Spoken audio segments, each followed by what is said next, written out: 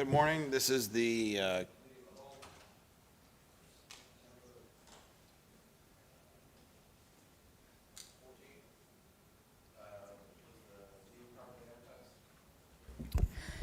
Mr. Chairman, we did not get the affidavit for this meeting. However, we were able to see a copy of the ad, which was in the paper on Saturday, the 11th, in the board's weekly meeting schedule.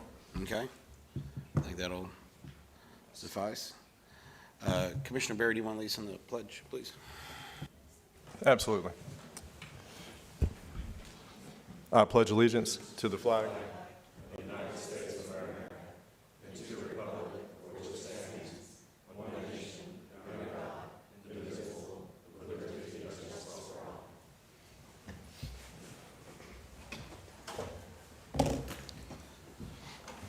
Thank you.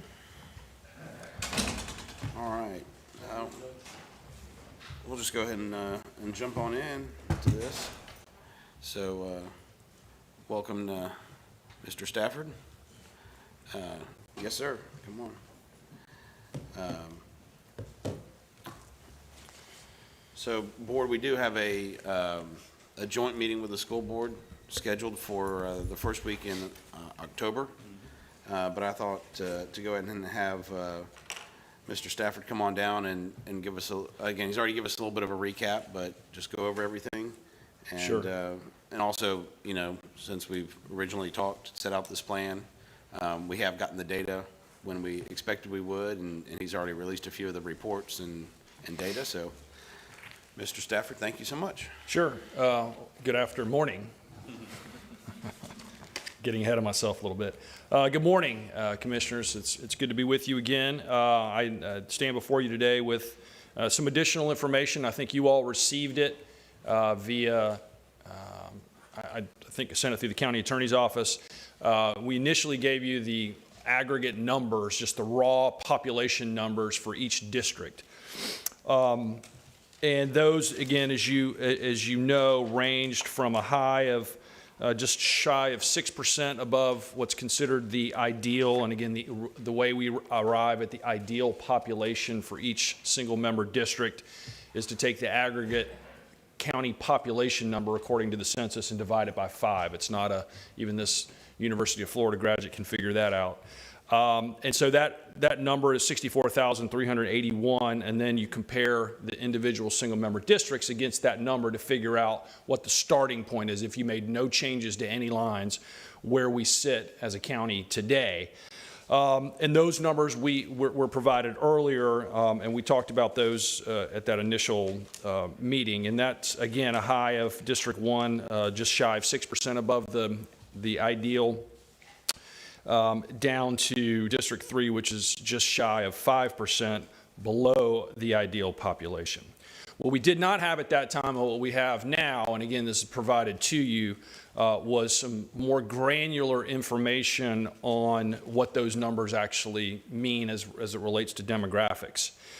And so I think probably what may be helpful is to sort of go through. I presume that you all have that document in front of you. That is the title is 2020 Census Data, Escambia County, Florida, and it's got 5 rows, vertical rows for each district. You all have that document? Okay. I just wanted to make sure I wasn't talking past you. So what we've done is you look at the census data, and we arrive at this block by block. So you have district blocks, census district blocks. And then you aggregate the blocks that are contained within the census, the single member districts according to the lines. And so what you have going from sort of north to south, we'll start at District 1. You see the starting population is 68,158. Of those, you've got 44,458 that are white. Now, first asterisk here on the Hispanic. The way the census considers Hispanic as a heritage and not a race. And the reason that's important is because if you just, let's say you took everything under that 68,158 and added it all up together, you're going to arrive at a number greater than 68,000. The reason is those Hispanic or Latinos sort of have to be taken out if you're just looking at the race. So in other words, if you answer that you're Hispanic or Latino on your census form, you then again will be placed into one of the other categories of race, which would be white, black, American Indian, Asian. So in other words, if you were to count that, you'd be double counting Hispanics. It's a little confusing, but I just wanted to make sure you understood that. So then again, coming down the page, black or African American, American Indian and Alaskan Native, Asian, Native Hawaiian and other Pacific Islander, some other race, and that's not one that's specifically defined by the census. And then you've got two or more. And if again, they're at that point you get to your second asterisk, and that includes all population of those who listed two or more races. Okay, so the ones above are just ones that said, I'm only white, I'm only black, I'm only American Indian, I'm only Asian. But if they said, I'm black and white or black and Asian, then they would be aggregated in that final category, which adds up to 6488. Now, next category is voting age population. As we've talked about before, voting age population is simply those within those census blocks that are 18 and above. And then, so you've got a further breakout there. Now, then we arrive at the third asterisk, and that is VAP, again, voting age population, aggregate black.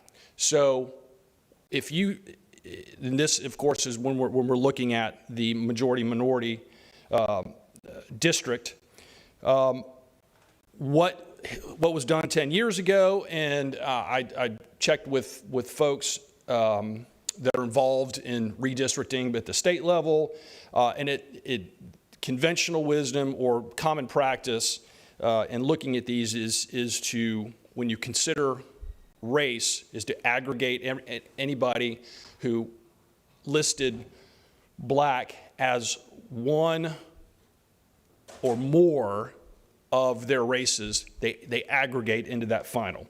So in other words, if you were, that category includes black only, those who said black plus Asian, those who said black plus Asian plus Native American, those who said black plus American Indian plus Asian plus Native American, et cetera. So those are all aggregated into that final number. And that, again, your council will be the one ultimately that advises you on that. But common practice, as I understand it, is that is the number that is commonly used when looking at, and this is what, again, was done 10 years ago, at what that final voting age population of the black population is. So again, you see the percentages there, again, going down, we're using District 1 as an example. So 68, just above 68% of District 1 voters told the census they were white, or voting age population, excuse me, they may not be voters, but they're just those who are 18. 5.9% Hispanic, 15.86% black, and then again, if you add those who said black plus another race, you get an additional percentage point and a half. And then again, the bottom is just a recap of the earlier numbers, and that is how far above or below the ideal that the district is. And that's simply what the numbers you have in front of you, and that's, again, the starting point. So what happens then is as you then begin to consider changes, if you choose to do that, if you consider changes to districts, those are done literally block by block, census block by census block. So as you move a census block from one district to another, it takes away from the starting district and adds to the other districts, so you can see how those numbers shift. And that's sort of the practice of how you would go about, if you chose to do so, to make adjustments to the population of your districts. So with that, I'll happy to answer any questions that you may have. Okay. Mr. Stafford, thank you for being here. Great Yes, sir. information. So if we decided to do any community meetings within the community, would your office be available to come and somewhat Absolutely. explain Yes, sir. this? Thank you. We'll be getting with you. Audrey will be getting with you to set a date to do one for the community. Certainly. All right, thank you. Commissioner Underhill? Thank you, Mr. Chairman. Thank you very much, Mr. Stafford. Sir. As always, great information delivered without emotion. It's a beautiful thing. My intern came down and was doing some data collection down at your office. Did you have some perspective? Are we asking the right questions as we put that together? Well, I think, Commissioner, thank you for the question. I think probably what, in talking to council, trying to figure out a way. Now, there's two different options. One of the things that we've done this, we've just completed this for the City Redistricting Commission, is there's actually an interface that we can provide to each of you or to a singular point at the county through the administrator or through the council's office, where it's not as in-depth as ours, but you could go by and literally look, point and click, and see block by block the information I think that you're seeking. In other words, if you were to say, how would I go, what's the easiest way for me to go about, or for the board to go about adding 3,200 people to my district? What are the options? In other words, what are the census blocks that border my district currently? If you're going to use that as a starting point, then you can literally go block by block, point and click, and say, this is going to increment your numbers by 500 or 200 or 300. And then also, again, because it's a puzzle piece, it decrements that other district. So that is something that we can provide to you if you all would so choose. That way you could literally sit on your desktop or sit at a singular desktop at the county individually and go through and look at that. Does it require special software, or you can just send us a link to the? No, it does require a software interface. Okay. But we can provide that to you. Yeah, I would like that. So Debbie, my assistant, if Debbie can make Well, arrangements. what I would suggest, Commissioner and Mr. Chairman, is which is what we did with the county. It's literally on a thumb drive. So what we could do is provide a singular copy to the administrator or to the commissioner or to you, Mr. Chairman, and let you all then distribute it as whatever the best method that you want to do with that. We'll be happy to do that. Or Commissioner Underhill, did you have any? Yeah. So, Mr. Stafford, is there any reason that I would very much like to, in the dialogue of this, I would like to have the opinions and advice and counsel from Republican Executive Committee, from the Democratic Committee, even though, quite frankly, the two parties represent a much smaller part of our population, our voting population, than they historically have.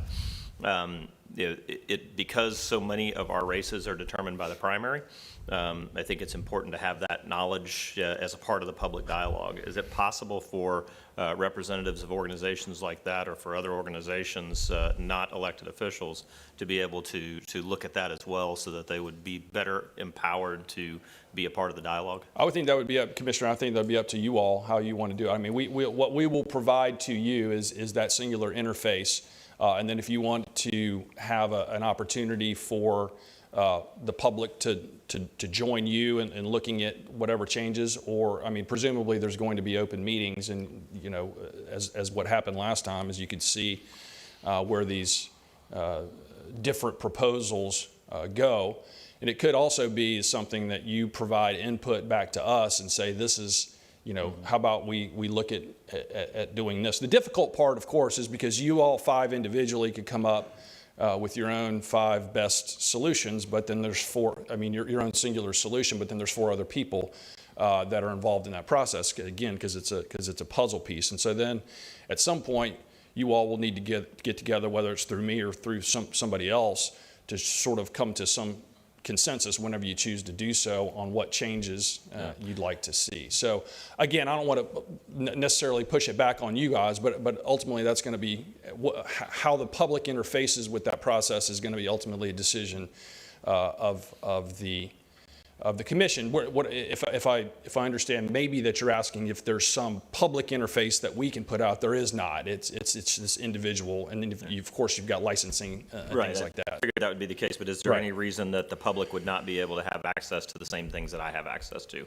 The reason I'm asking is that, while yes, the 5 of us have to ultimately make the decision, we have to build a consensus among at least 3 out of 5 of us up here, but ultimately we also have to form a consensus among the people if they are going to believe in what we have done. So I would like to see ideas and thoughts crowdsourced to the greatest extent possible, not just coming from, if you will, the usual suspects. Sure.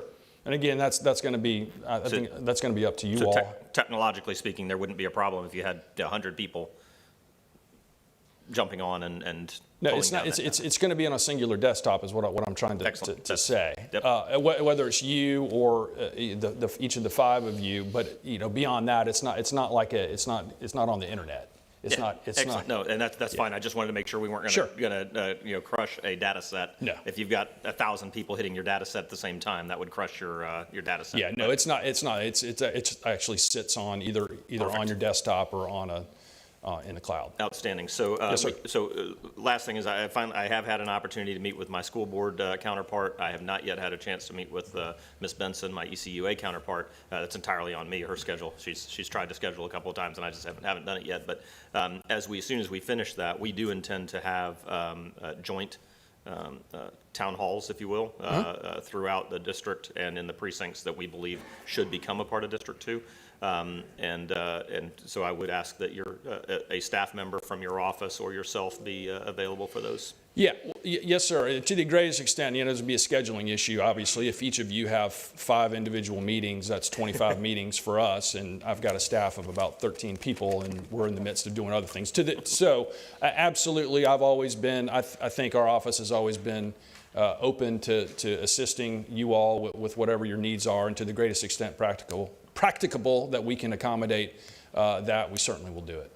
Thank you very much. So that's all I have, Mr. Chairman. Commissioner May? Honorable Stafford, thank you for being here and getting this information. As always, you do a great job. And looking at the ideal district population of 64,000, that would be the ideal of where we want to get somewhere. What would be the range? What percentage within? What would be your recommend? I know we make the final decision, but there has to be a best practice and a recommendation. Well, again, and you've got counsel sitting here, but my understanding the last time is that where you get into, I wouldn't say get into trouble, but where the 5% up or down tends to be the sort of the outer limits, the guardrails. What I've seen, now there's different standards, like congressional districts have to almost be exact, literally to the individual population. But as you get a little bit closer down to these smaller districts, they tend to be a little bit more forgiving, if you will. And again, then it would be up to you as the board, in my opinion, again, deferring to council, to then justify what the rationale is. If you want to try to keep a community together, if you're trying to add Black or African American population to create a majority minority district, and in doing so, then you have to be above or below the mean. But generally, if I understand your question, it's that 5%. So it's a 10% spread, 5 high, 5 low. Once you get beyond that, I believe what I have read and seen is where you get into, difficulty. I'll call it that. So you only really have right now, as your starting point, 2 that are outside of that 10% spread. Whereas last time, I was looking over last time, the starting numbers were 9.74 above, 5.97 below, almost 10% below in your district last time, Commissioner. 3.62 in District 4 and District 5. That was 3.62 low. District 5 was 8.94% high. And again, so in other words, you're starting at a better point. I guess I would say all your districts are starting to closer to the mean, to the ideal than you did 10 years ago. Absolutely. Appreciate it, Mr. Chairman. Thank you. Thanks, So, Mr. David, couple quick questions. Yes, sir. Is there any theory on, of course, we're starting a little bit better off, so again, maybe it's a little bit easier process for us than having those bigger changes, swings. I think we all know where we're growing the most in districts 1 and 5. Is there a thought that maybe you tried to, instead of maybe just making them meet the minimum requirements, do you almost try to knowing that they have a higher population coming in, do you try to maybe underweight them a little bit? Certainly, again, I think don't know if any I of us think will be here in 10 more years, but I think that's something that that, at least I've heard referenced before, if you know that there's an area of growth, are you going to put that at, 4% above or, a percentage point below, anticipating that growth? But again, that gets into really beyond what I'm comfortable talking about, because again, I think you get into some legal issues, and I think I would prefer counsel answer those types of questions. Mr. Chairman?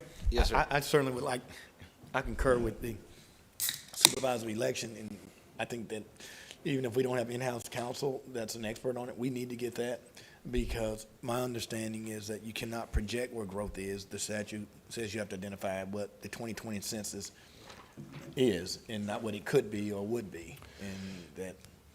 And just to be clear, I'm looking at what I think was the final numbers from what the resulting districts were after post-redistricting last time. And, they weren't exact. We had 0.21% below, 0.22% below, 1.59% below, 1.9% above, and 2.1% above. So just to give you, again, right, wrong, or indifferent, that's I believe that's where you were last time. Sure. After the redistricting process. And because that question came up in a meeting, Robert, that I was having with some concerned citizens about it, and that's the only reason I interjected that, but I take your lead. And no, I'm not saying that, that it's, I say if it's all within the tolerance that we're comfortable with, but if someone who we, again, expect to have a growing district, to already be on the upper end of that, or outer limits of the upper side. And the reason we had that conversation, Robert, I would say that that's a valid point that you had. But what if inflation hits, recession comes, Sure. and all those things, and the growth Well, doesn't grow? We'd still be within the limits. Yeah.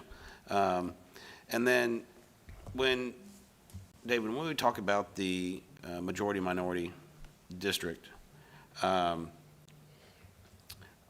we looking more at the population, or are we looking, because you have this voting age population? Voting age population. Is where- Historically, that's my understanding, both 10 years ago, current, is when you're looking at the majority minority population, for that particular reason, you look at voting age population rather than total population. So that's where it gets a little, I wouldn't say confusing, but you just got to keep that in your head, that the population, when you're trying to get to that ideal population level, then you are dealing with population. But when you're dealing with the demographic data, you're dealing with voting age population. Okay, and that's, At least, again, caveat, that's my understanding as a non-attorney. Sure. Always have to do that, Commissioner. We'll make you a sign, David. Always You can have just to wear do around that. your neck as I you're speaking. I did stay at a Holiday Inn Express last night, though. So board, I think, and again, we can talk to our counterparts on the school board. I think, And the other thing, I don't mean to interrupt Go there, ahead. Commissioner, but the other thing we can do, and can be a little cumbersome, but if you all have some ideas individually, and do you want me to come forward at some point with a combination of those ideas, and then we can literally, Chris, my associate here, we can literally have the program live and be able to make adjustments as we sit here. Now, obviously, I think that's got to be somewhat limited. You got to have some starting point rather than just starting from scratch, or you just do a whole day, a 3-day workshop, because it would take some time. But you do have the ability, which is what we did last time, to say, well, what happens, if we change that block or that precinct from this, and we can literally do that live in real time here for both you and the resulting public to see what that looks like. yeah, I mean, to me, I was thinking that's what the joint meeting would entail. Sure. And I was also curious to get the board's thoughts on what they would like to see. I think, Commissioner Berry, you have the sort of kind of like the DMZ zone line that you see how many people you can fit in that north end, and of course we could do that, but adjust that as it seems fit. But it seems like if we can get you taken care of first, then that's. Yeah, Commissioner, and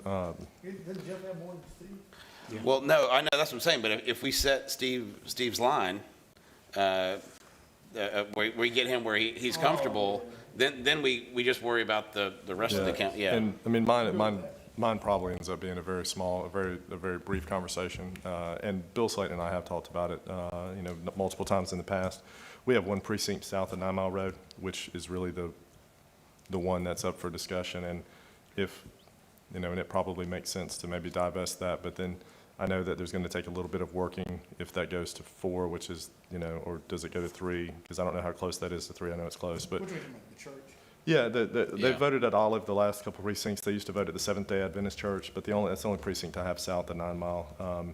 But I don't know how close that is to 3. David knows that much better than I, but Bill and I have talked, that's the only thing. And I think our part of the conversation will be very brief and then just support. You know, optimistic. I hadn't talked to David since we got these numbers, but to know that we're closer to that mean than we were 10 years ago, that, you know, and they, you know, it's your second go around. Right. And you were further off the first time. So I think we're going to be able to manage this pretty easily. But.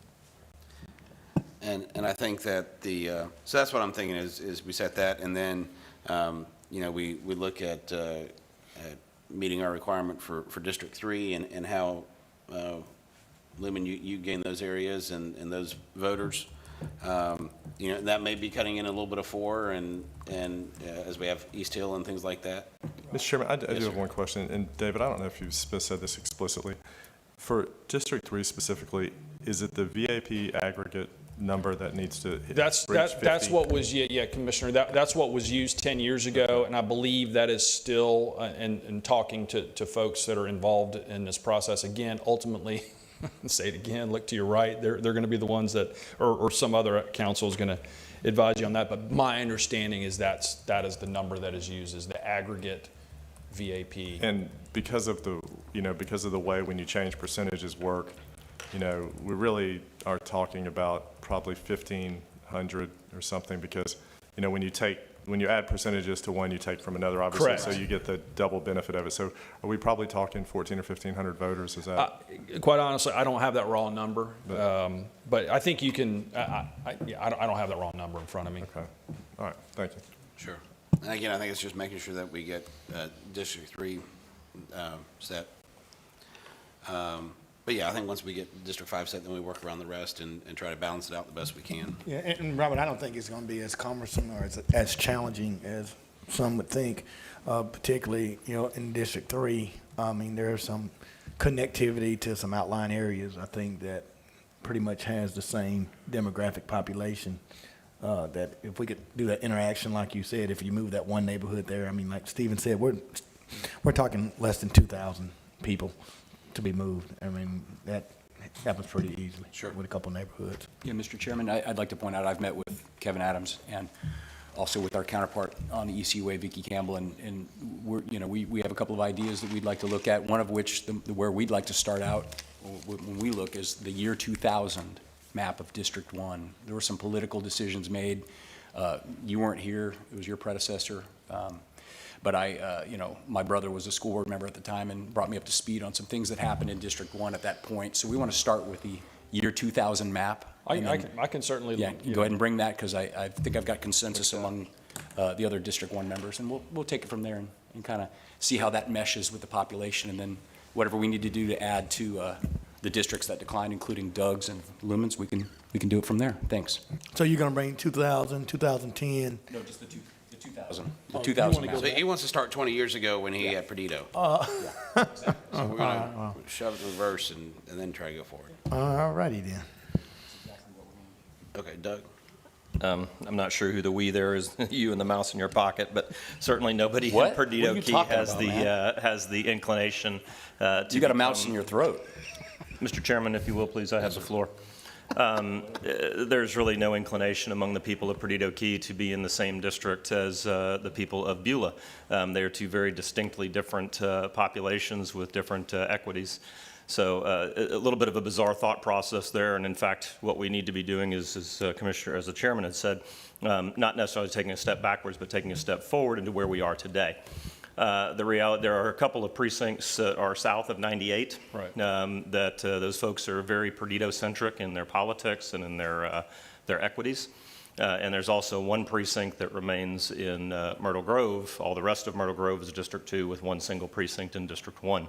I think it'll be a fairly simple matter of putting those precincts in the district which most carries their equities. And then I'm kind of saddened by the last part of this, which is Mayfair. Mayfair is the only precinct that is north of Mobile Highway, and the one that, you and I have worked in a lot together. For my own personal feelings, I really want to keep Mayfair, but we always have to we have to recognize that we are just transients in these seats, and our own personal feelings about them are really irrelevant. If in fact, and the folks that live in Mayfair, they also go to school, their children go to school south of Mobile Highway over in Sherwood Forest. So I want to make sure that we have, as we move through this, I recognize that in order to have a more contiguous map, it may be appropriate for Mayfair to become a District 3 precinct. Right. I kind of hope not, personally, but if it is, then the appropriate thing to be, we should have that discussion with an open mind. No, I'll have it open. I mean, there's a lot of work in Mayfair to be done, Commissioner, and I'm going to be supportive if you're representing them or if I'm representing them. Same thing in Warrenton, kind of wherever I see poverty or I see lower socioeconomic communities is where I put a lot of emphasis, whether I'm representing it or not. And I'm listen, it was more Trump signs in Mayfair, than, any other one. So, I don't care if you keep it. Yeah, and it is, Mayfair actually, I think, is a prime example of kind of who we are on the west side. Oh, yeah. The diversity of it is extraordinary, and when you go to the Mayfair Neighborhood Watch meetings, there's people of every color, flavor, and certainly lots and lots of texture. Yeah. In the A lot of characters. character Yeah, there. the characters that make up Mayfair. And I can't think of any time in the last 6 years, 7 years now, almost, that you and I have been on opposite sides of a major issue on the west side. Absolutely not. Lots of other things that we can be on opposite sides of, but I mean, I think that it's important that any district too, as long as that remains, as long as Myrtle Grove and Mayfair remain a part of District 2, I think that should always be a very bold part of the campaigns.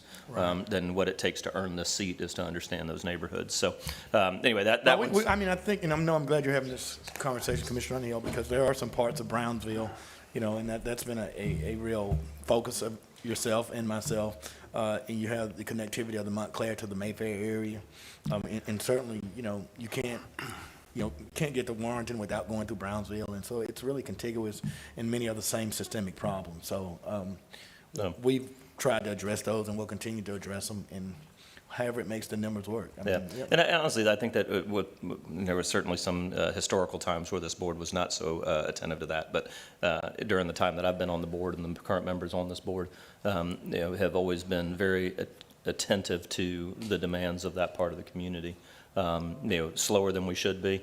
I think most constituents would say that about just about everything we do, but this board has always been pretty supportive of the things done for those communities. So to the greatest extent we can. So anyway, that Mayfair obviously. Well, yeah, Mayfair, and I think with Dave bringing that map, and we can actually see what the demographics is as the chairman just recommended. I think we'll be able to work out. I don't think I think we can work out in a public meeting. We're not going to have a problem. I don't think it's going to be delayed. Yeah, I'm just telegraphing to you that in my opinion that should be in play. But then, Mr. Chairman, to really put a bow on it, the reality is that the southwest sector of the county it has unique equities. Stormwater is a bigger issue for us than most because, quite frankly, the southwest sector was always a swamp.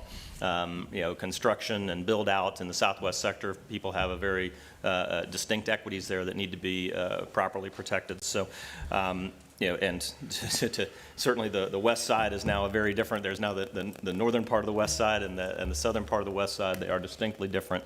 I think that any argument moving us backwards to a time when the west side was very unpopulated would just simply not stand up to intellectual scrutiny. Thank you.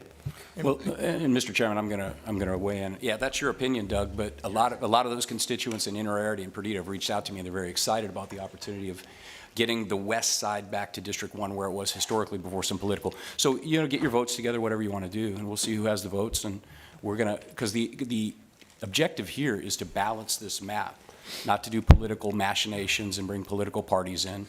It's to represent people and balance the map. So I'm going to bring it, and Mr. Stafford, that's what I would like. I'd like to see the year 2000 map for District 1, and that's where we're going to start, in District 1. Thank you. Well, Mr. Chairman, Yes, I sir. mean, since we're putting everyone on notice here, from the heart of my district to Pensacola Beach is about 12 minutes. I'd really love to get Pensacola Beach in District 3. So, There we go. We'll go back to dollar tolls, baby. No more tags. yeah. Well, if you want to concede it that easy, thank you. You know, I mean- I appreciate it. Yeah. Well, you know, Jeff, just for my, I mean, it seems like, you know, you've talked about making this process harder than it seems, and to, as being one of the heavier populated districts, to try to acquire a district that's already on the low end, it seems like you're making more work. No. We go back to the year 2000, I actually lose a lot. In the year 2000, parts on the eastern side of the county that were never part of District 1 were added for political purposes. I want to get back to District 1, the west side. That's what it was forever until 20 years ago and some political machinations. This is the time to do it, and that's where we're going to start. Look, if I get outvoted, I get outvoted, but we'll see what happens. I think when you do that, you'll find that it balances out very nicely. Okay. Is it contiguous, Jeff? Contiguous all the way up and down. All right. Anything else? All right, David, thank you so So much. it's going to be fun. Yes. Looking forward to it. Oh, it's beginning to be real fun, man. I always wanted some beach property. Commissioner, I know you're on a lot of committees, but I think it usually comes about 3 or 4 more if Oh, you're ready. you know. more meetings? Yeah. Oh, yeah, that's I know. really what I want to do. That's, Yeah, yeah. No, well, you keep it then, Robert. I'll be fine. All right, the next is the Global Telelink Corporation video visitation. Chief Powell?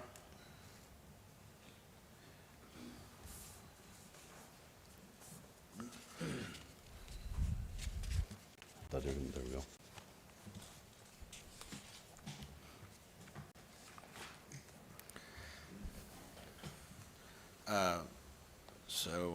Board, this was an issue that came up in one of our meetings a couple weeks ago as we've been in this virtual world with not just attorneys meeting with their clients, but also with family members that have reached out to our office about times that they've paid to have some visitation and then not work out, and some, let's say, lacking customer service when they reached out to the company, and then they lose their window or things don't work out. And so we've asked to give a little presentation. Yes, sir. Thank you. Good morning, Chairman. Good morning, Commissioners. What I'm going to do today is just give you a very brief overview of the numbers that we deal with through the video visitation system, both from the professional side as well as the personal visits. Recognizing that we do have some issues, we know that. We're working through them. We have some equipment that's extremely dated in the old facility. It is over 10 years old. It's been equated to trying to get a regular iPhone to operate on a 5G network, all right? So we have a plan in place. It just takes time. It takes some money. We've got the money. We're working with the vendors to see if they'll provide it for us at their cost.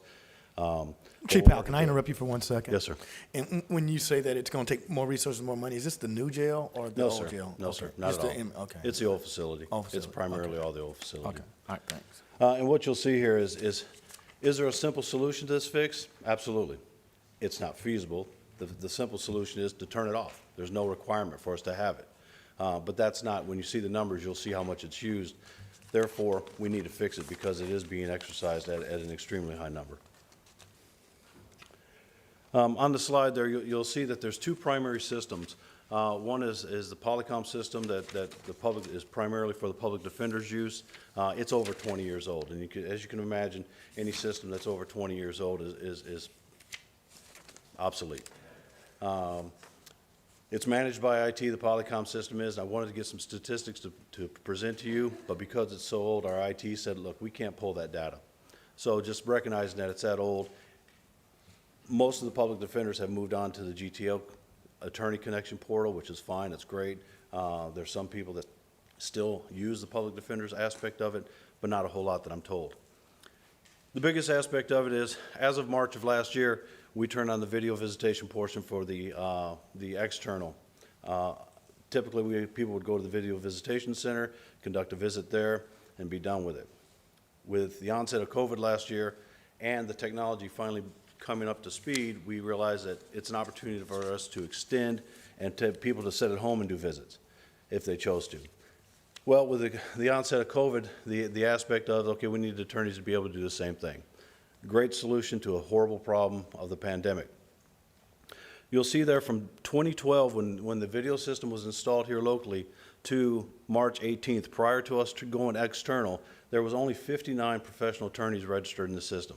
We pulled the data.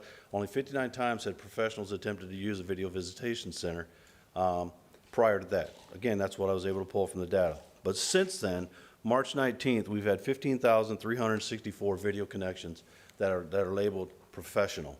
That is either the doctor's visits or attorney's client's visits. The total, again, as you look at it, on this page here, it's broken down. These are the way that the files come up in the system. There's different means of connecting the video visitation process.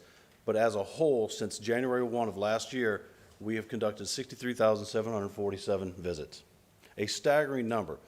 If you put that in perspective, how many phone calls have you made? How many times has your computers here at the dais didn't work? It is not a perfect system.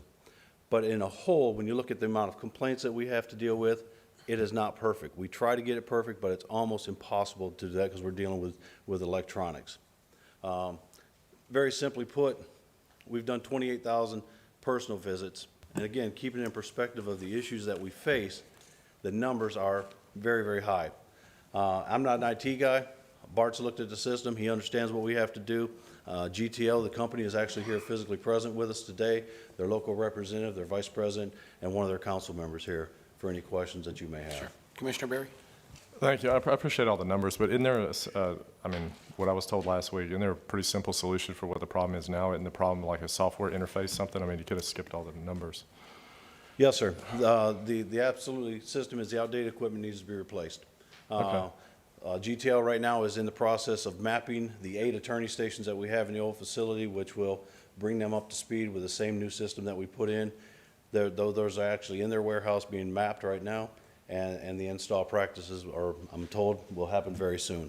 So that's just taking a while for them to source the new equipment and get it up to line. Okay, what's very soon? I mean, it's been a problem for some period How of long are time. we looking for you guys to install? For them to be shipped from our warehouse and images put on them, approximately a week, and then however long it takes logistically for them to be put on a truck and get here. I mean, did we know this was the problem in June when the issue was brought forward? Sir, we've been working toward that. We had to verify that that was the issue. And Bart can speak to it better than I can. We perceived it to be, but when they started doing the diagnostics on the system, they said, yeah, these systems we can't get there.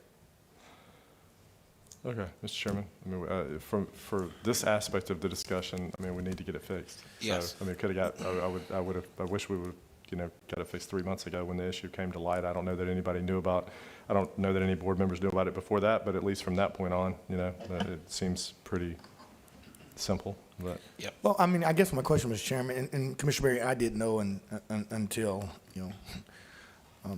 many of my friends like Chris Crawford and Gene Mitchell and Eric Stevenson, some of the criminal guys reached out. But how much do we pay GTL a year? Are we handling it in-house? You said that it's who's actually running the system? Our in-house or GTL's running the system? It's a combination of both. Some of the equipment is ours, some of it is theirs. Ours is the old stuff, theirs is the new stuff. So they're going to be putting their equipment in, and they'll manage it. Up until last year. What's their role now? What are we paying? They're a vendor that provides our inmate phone services, and for that, we get video visitation capabilities at no cost. Well, it's a cost because a phone call to the jail is quite expensive. Well, yes, sir. Yeah.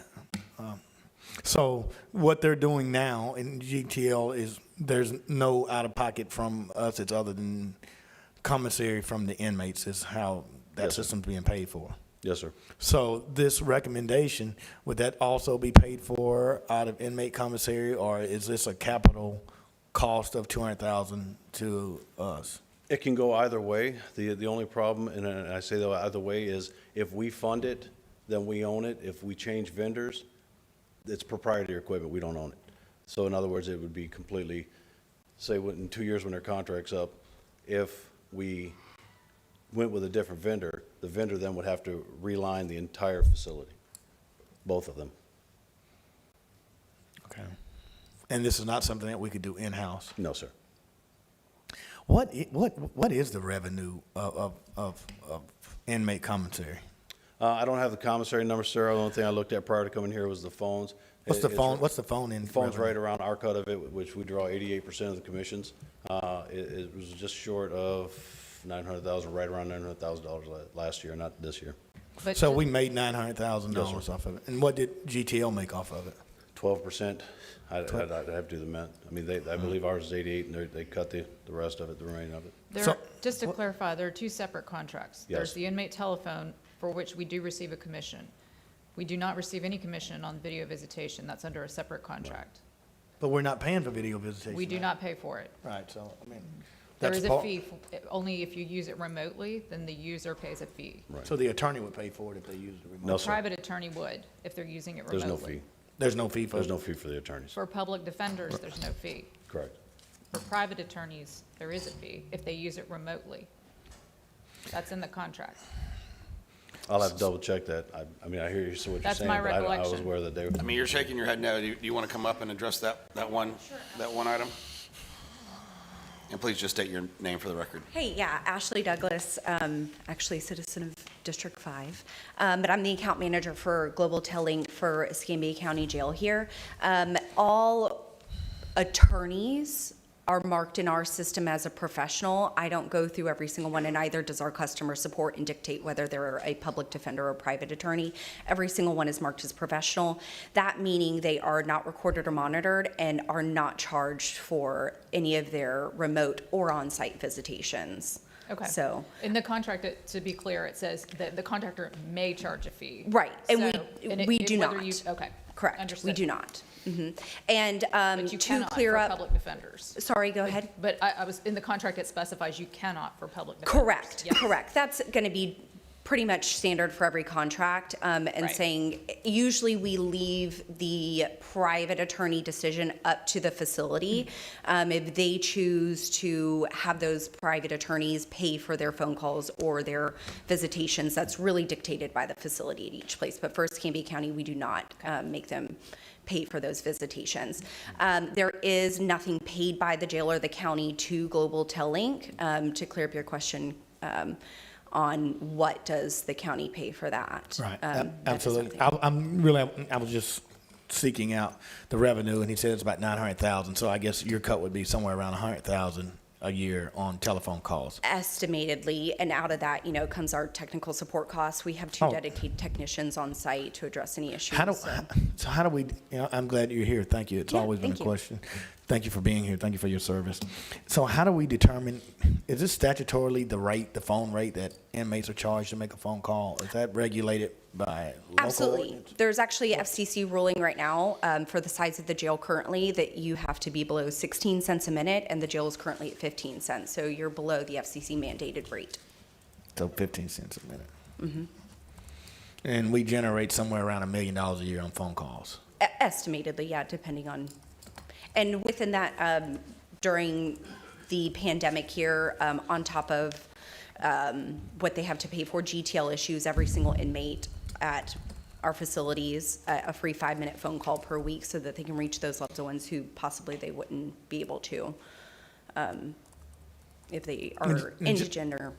Yeah, thank you so much. I didn't mean to cut So- you off at all. But just for clarification, what aspect do you handle and what aspect do we handle from IT? And maybe Bart can help with that, I don't know. Actually, I can address that as well. So prior to April of 2020, all of the visitation system was ran on the county network. So that means the county circuit, county switches, county router. So it was really hard to identify prior to that, right? We can't jump into the county's network system and triage and see what's going on. So I led actually a big old undertaking to migrate the entire video visitation system to the GTL network. So we upgraded the circuit there. I went through and pulled out every single switch and plugged it into one of our switches. That way, if the system itself, not necessarily the hardware, because as the chief Chief said, the hardware is 10-plus years old, but the system, we can make sure that Comcast circuit is up. We can make sure that our router is working correctly. So now every single GTL system is on our network, so if anything goes down, we're able to immediately fix it, jump in and triage and see what's going on. And the reason I asked that question is, I mean, I spent a lot of time with Chief Powell, and obviously, I'm concerned with the jail. But if you had people that were automatically working on this system, when did you become aware that we were having problems? So they've been somewhat intermittent issues, right? And we've been working with the jail and trying to figure out, and I'll say I came on to an account manager for Escambia County at the beginning of last year, so anything prior to that I'm really unaware of. So I'm learning the issues they're having and then also trying to fix them at the same time. And really the main problem has come down to, I think, the equipment at Phase 1 and Phase 2, the old jail, if you will, being 10 plus years old, right? I'm not going to be able to replicate every issue that a complainant is having, right? Unless I'm on their computer, if I'm on the exact same visit as them. Every issue we get, we test it, we fix what we can, but without knowing what was going to be done to Phase 1 and Phase 2, it's a little harder to go through and upgrade everything. We first need to know what's going to be done before, what's going to be, is this room going to stay the same or is it going to change? And once we figure that out, then we can upgrade all those hardware. It's not really the system. Right. Well, I mean, Mr. Chairman, and Commissioner Reed, to that point, I mean, obviously, I'm not an IT or technical guy. I think we leave that to Commissioner Underhill. But I am a practical guy and would have to listen to my friends on the defense side since they help so many young people out that I know. But they would tell me that the program problem has existed 18 months ago. And it was, in my opinion, if there was someone that was watching and analyzing, evaluating, monitoring the system, that would have been identified. And so that was the first I've heard. We have, we consume quite a bit of money on inmate phone calls, and so I think that whatever we need to do to upgrade it, we should. And if someone's monitoring it, we would hope that we'd identify. I can't speak for anyone, that those problems would be identified. And if there is a money call, then we have to figure that out from the dais. But Sure. I mean, Noting that your phone call system and your video visitation system are two completely different systems. So you have nothing to do with the video system? I have both of them, yes. Okay. But our phone call system is completely different. We really don't, that one, all that equipment is fully operational. It's not old like your video visitation equipment, your hardware. The hardware is 10 plus years old, and that's really where your issues are lying at. And your company's offering to upgrade that Correct. for us free of charge, is what I'm hearing? Yep, absolutely. Because I want it to work. I recognize that, the inmates being able to speak to their attorneys is an important part of, not only the community, but their incarceration time and them getting, their Well, the unfortunate justice. Yeah. situation, the attorney in many times is the only sane person that an inmate gets an opportunity to talk to. They're not only criminal defense lawyers, they become mental health counselors. Absolutely. They become family members. They become, just a breath of air for many of those inmates who need to talk Absolutely. to people. So that communication is critical. Yeah, absolutely. A sounding board for them to talk to you about issues they're encountering. Yeah, absolutely. So, Thank you. Thank you so much. yep, my pleasure. So Chief, this was brought up that this last bullet here, replace all remaining outdated equipment, approximately $200,000, and GTL has offered to cover the cost with an extension of contract. Yes, sir. What they're replacing right now are just the 8 stations that the attorneys use, not the ones that are actually in the other areas. That's another conversation that we have to have with them. There's 1 year remaining on their extension that they've said we'll change them out for that extension, and we don't have to expend that approximately $200,000. What's the extension? It's another year. Just another year? Yes, sir.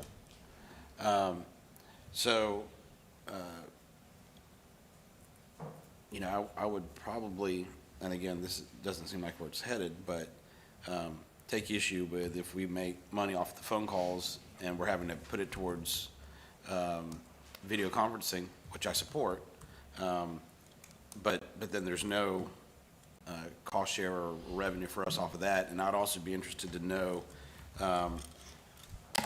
what the previous total for phone calls has phone calls dropped if video's gone up, or?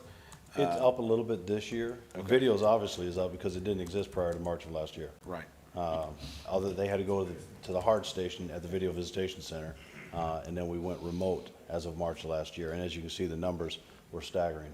700 some odd thousand last year alone, and we're at 700,000 something this year already, which will obviously surpass last year's numbers. And so this will also help with when professionals are doing a court-ordered evaluation or something sir. like that, Yes, sir. that they're having issues. Yes, sir. And so, and again, we were talking about, most of these problems are occurring in the old facility, not in the new facility. Yes, there's an occasional issue in the new one, but nowhere near to the magnitude we've been dealing with in the old facility. That Okay. equipment is just, it's 10 years old. Robert. Not necessarily part of the discussion this morning, but are you bringing forward some of the updates that we need to make to the old facility? Yes, sir. Outside of just We IT. met just recently, as last week, and went over their review. Okay. And Ms. Bowers has that. Okay, thank you. Wes. Commissioner Underhill? Thank you, Mr. Chairman. I have a question for IT Director Siders.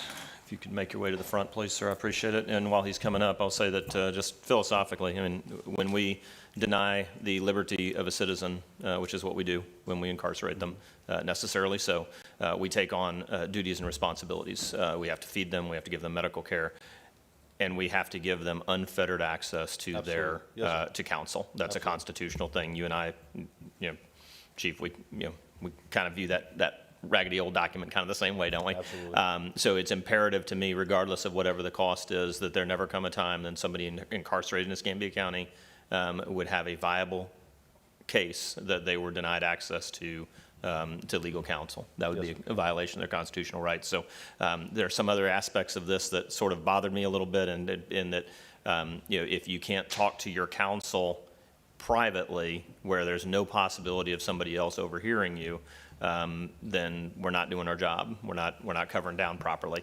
If a counselor is telling an individual that there's a possibility that if you'll give some information, you can get decreased charges, and that individual might want to cooperate with the authorities, but when there's other people in the room that might be able to hear him making that choice, he's not going to make that choice, and we've denied him his rights to be able to receive that counsel in private. So beyond the technical aspect of it, the physical breakout of the physical way that the building is set up, I'd like to hear from you. I'd like to sit down with you and just make sure that we're covering down on that. I know that you and I are spiritually in the same place about that, so you should be able to explain that to me fairly clearly in a meeting. If you could, please get with Jonathan and get on my schedule. Will do. From the IT side, Director Siders, have you, this will be running on your network, yes? It has been. It's not anymore. So it is completely separate and air-gapped from our network. Yeah, and that's exactly what when Ashley talked about the redoing of all the networks. So one of the things I found as we were going through and searching what all was on our network, we found that, and that was one of the biggest issues, is you had all of their gear running on our network. So you got all that video running across our network along with all our cameras at the net. And so we were getting constant complaints at the jail about it being extremely slow. So as we started breaking that apart, and same thing we did when we built the new jail. So when we built the new jail, we built it where we've got 3 separate networks. You got GTL's network, you got the camera network, and then you got the county network. So that they're all separate, air-gapped from each other. So that's kind of where I'm headed, or where we're headed now with the old jail, is to do the exact same thing. We're in the process right now. First step was working with Ashley and their team and breaking the GTL network completely off the county network. They're on their own internet connection, and they're completely air-gapped from us. We're now looking at the video to do the exact same thing with the video piece there for the Exact Vision, all the cameras there, is to break that off on its own network, and then we'll have the county network. So we'll have 3 distinct networks that we can then manage a lot better. As you can imagine, all that video running across the network is why they were constantly saying the network was extremely slow, because you got 100 cameras plus all the video visitation gear going across that network. So long answer to your question, but yes, it'll be 3 separate distinct networks at the end of the day. Nerd to nerd, I don't expect short answers from you. Okay. So the concern, and we talked about this and why we're doing that, that the government never should have had control of those comms. When those electrons flow over our network, we have a duty to monitor our network right. for security purposes. It's too easy to cheat. It's too easy to monitor what should be a private conversation. And if those electrons never come into the hands of the government, then it makes it very easy for us to defend against an argument that we were snooping on a private conversation. So thank you for the progress that we're making on that. As always, I'm not a patient man, so progress is too slow.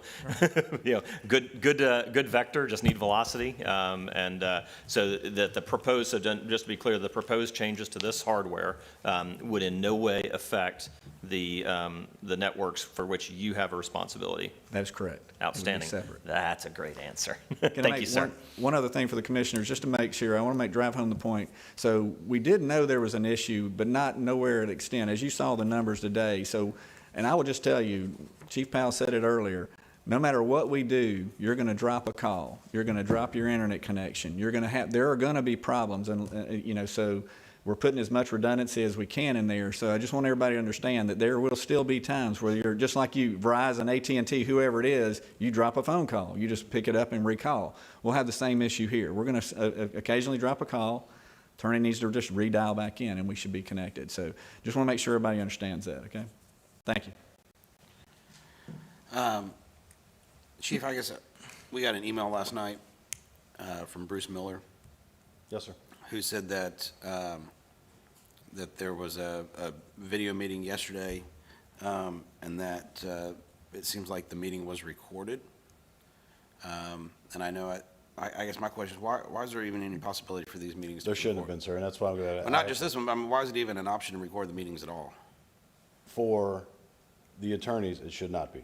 But The but video I'm- visitations are recorded because there's a lot of times that we will suspend a visitor and/or an inmate from video visitation because frankly, they'll do some inappropriate things. And we Understand. have the record Okay. of that when we suspend somebody for an extended period of time. Okay, so are there safety measures to make sure that a recording between an attorney and his client is not occurring, or? When that connection has occurred, if it is started off correctly, there should not be a means of recording. Okay. That's why I have to ask for when that occurred, and I'll ask Mr. Miller that. Hopefully he can provide me the date and time that it occurred. That way I can look to see if in fact it did. I'm not doubting him, he said it did. But until I know, did it start off as not a attorney-client meeting? And what's the best way for, as essentially customer service during these situations? We have some where either, again, we think we're going to alleviate a lot of the concerns if we update the system. But when you have court-ordered evals and things like that, the professional side, there are times, they have full busy days also. Is there a way that we can, what's the best way for someone to quickly contact someone to hopefully resolve it and still be able to complete it? Our video visitation is open primarily during the entire day and well into the evening. If something gets disconnected and it's after hours, all they gotta do is call there and say, hey, I gotta reconnect it. And most people have access to it. There's step-by-step instructions that have been provided to many people how to do such things. The biggest aspect that I've put in place, we've put in place, is I now have a supervisor that is, if there is a court ordered, they're managing it, not just a line officer or a detention assistant. I want that to be pristine and protected. So we went to the extreme of putting in, this is the supervisor, he'll manage all of those things there as they get scheduled. Okay. So, Chief, do you mind, Mr. Chairman? No, sir. Thank you, sir. So, obviously, the phone calls are recorded if an inmate's talking to someone externally. Yes, sir. If they're talking to their attorney, it's not recorded. Correct. Right. And on the video, if they're doing a video with their parents at home, that's recorded, right? Yes, sir. And just not with the attorneys. Correct, yes, sir. So how's that kind of regulated? Is it because the list that she has? No, it's how and I'll let them speak to it. All I know is it literally is how the visit is started. If it's recorded as a professional, or it's initiated as a professional visit, it's not recorded. And I think that's the long and short of it. Okay. So, quick question, and I know we do about $1 million on phone calls. You don't have the exact number, But is it also an enterprise for us to video, because they can do videos not only at the jail, but since COVID, they can do a video call with, other than their lawyers, can they do it with their family members, Yes, their sir. children? We take no revenue for that. That's the convenience charge is put for the service is put on the person who's making it, and that revenue does not come back to us. That's between them and the person that's scheduled, them being GTL. And the So that person money that's- goes directly to GTL? Yes, sir. So on video, there's no percentage that the county gets. The video, that revenue goes to GTL? Yes, sir. And we have no idea what that revenue is? I have no idea, sir. Well, they're here, maybe they would share it. Would you like me to elaborate on how they're not, okay. So, and one question came up earlier on inmates being able to be in a secure location to where nobody can hear them talk to their attorneys. Every single attorney visit that an inmate conducts is on a specific station that is in its own separate room apart from the rest of the inmate population, to where he is in there solely by himself on that station having his interview with his psychiatrist, his attorney, whoever it may be that has been dictated as a professional visitor. Those stations themselves that are in that attorney, we call it an interview room, that are in that interview room, the station itself is set to do not record any visit on them. And it only allows a visit to be scheduled on it with a professional visitor. So a visitor who GTL and the facility has vetted is a person who should not be monitored or recorded, right? So it will not allow mom to schedule a visit on that station. It will only allow professional visitors to have a visits conducted on that station. So not only is the visitor configured, if you will, their account to do not record, do not monitor, do not charge, that station itself is also set to do not record, do not monitor, right? So it's kind of a fail-safe to And they make get sure that nothing is. Chief, are we doing telemedicine? I mean, are our doctors able to utilize the system as well? Yeah, we have, our psychiatrist uses the system. As far as our local doctors, no, they're physically here. Okay. But our psychiatry is done through telemed. Awesome, cool. Yes, sir. I just had one more question, ma'am, for her. And what is the cost per minute for the video for a mom at home? I believe it's a $4.95. A minute? No, not a minute. Oh, good Lord. For a 30-minute visit. Oh, for $4.95. Correct. Well, that's almost cheaper than a phone call. So, right about there. Yeah. Oh. All right, thanks, Mr. Chairman. Mr. Chairman, and I don't have any issue extending the contract, and I certainly don't have any issue with the vendors. It sounds like a reasonably good solution for for a difficult situation for folks. I do think that we should have the right to know the revenue that's created from from people that are in our custody. Even if in our contract we're not getting a commission from it, I think we should have the right to know that revenue being created. And I'd like that. I'd like that as part of the extension. If that's not something that's readily available for them now, I'd like that to be disclosed to the county. They're in our custody, and we should know. We should know all the revenue created from that custody situation. I apologize it did not come with that data, but as soon as I get back to my office, I can pull all those numbers. Thank you. And I support that, Commissioner Berry. We oftentimes talk about the financial burden of inmates, but we don't discuss the revenue that's being generated by inmates. And so, to me, that's to be a holistic conversation Yes, sir. in any budget. So Chief, on a bigger picture here, if we're allowing more of these video conferencing from home, do we still need the video conferencing building? It's still being used, yes, sir. We still have a lot of those visits that are outside that number. I can go backwards, excuse me. Okay. I mean, there was 28,000 conducted at the Video Visitation Center. There was 28,000 connections during this time. In the last 16, 18 months. I pulled just. 21 months, yeah. Yeah. Okay. So it's still okay. That's why I want to make sure it's still getting used. What was that question again, Robert? If we're still using the video visitation center, but it seems like almost half of the calls were made sir. from that. So that'd be the people that don't have a computer or internet at home.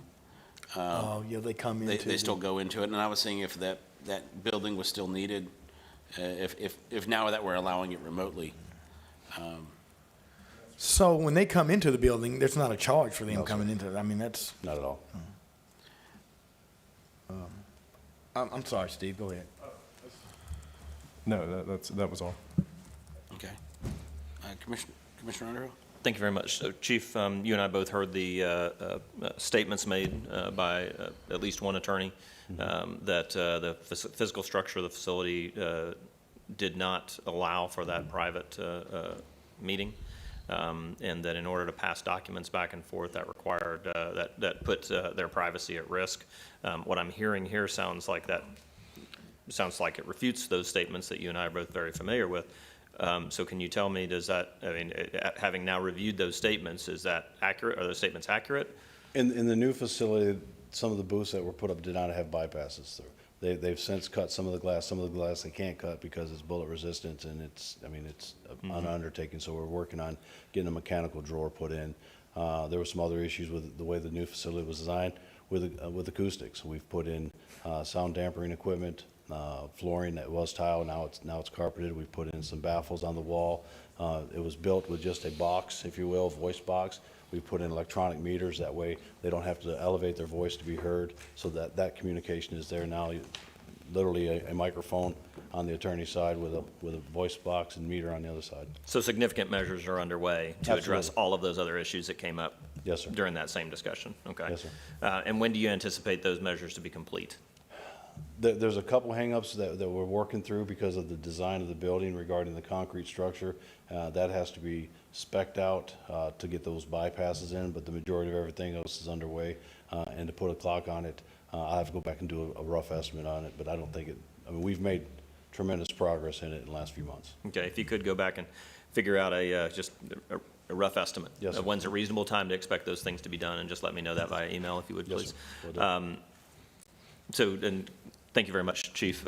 So, Mr. Chairman, I support the idea of the vendor replacing the hardware in exchange for a one-year extension. I would like to see that one-year extension include the information that Commissioner Berry has stated, and also a change to the where we do not have the ability to take out the may of us being able to record the conversations of officers of the court and change that to a shall not. It's a great opportunity for us to put yet another layer of protection that ensures that we don't inadvertently or advertently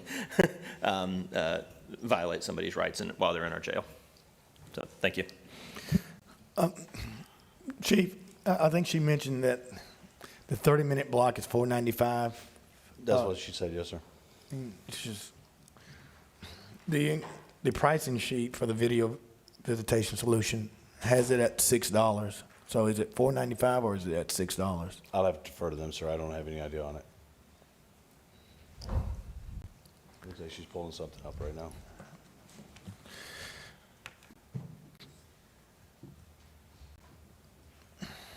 Okay. Well, I mean, either way, I mean,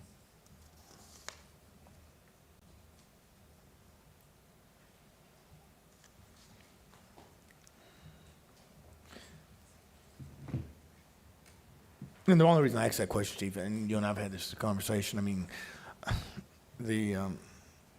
whatever we can do to lower the cost, I mean, we're typically dealing with those who are sitting in the jail waiting for court, those at the lower socioeconomic Yes, sir, I understand. chain. And that's all I have. She can get that back. It's right I'll here. get it. I'll get it. Yeah, it's right here in writing that it says $6. So that's what was presented. So I hope it's $4.95. I mean, that I'm hoping sounds that even that's not to better. exceed and that they're at a lower cost, but I don't know that to be fact.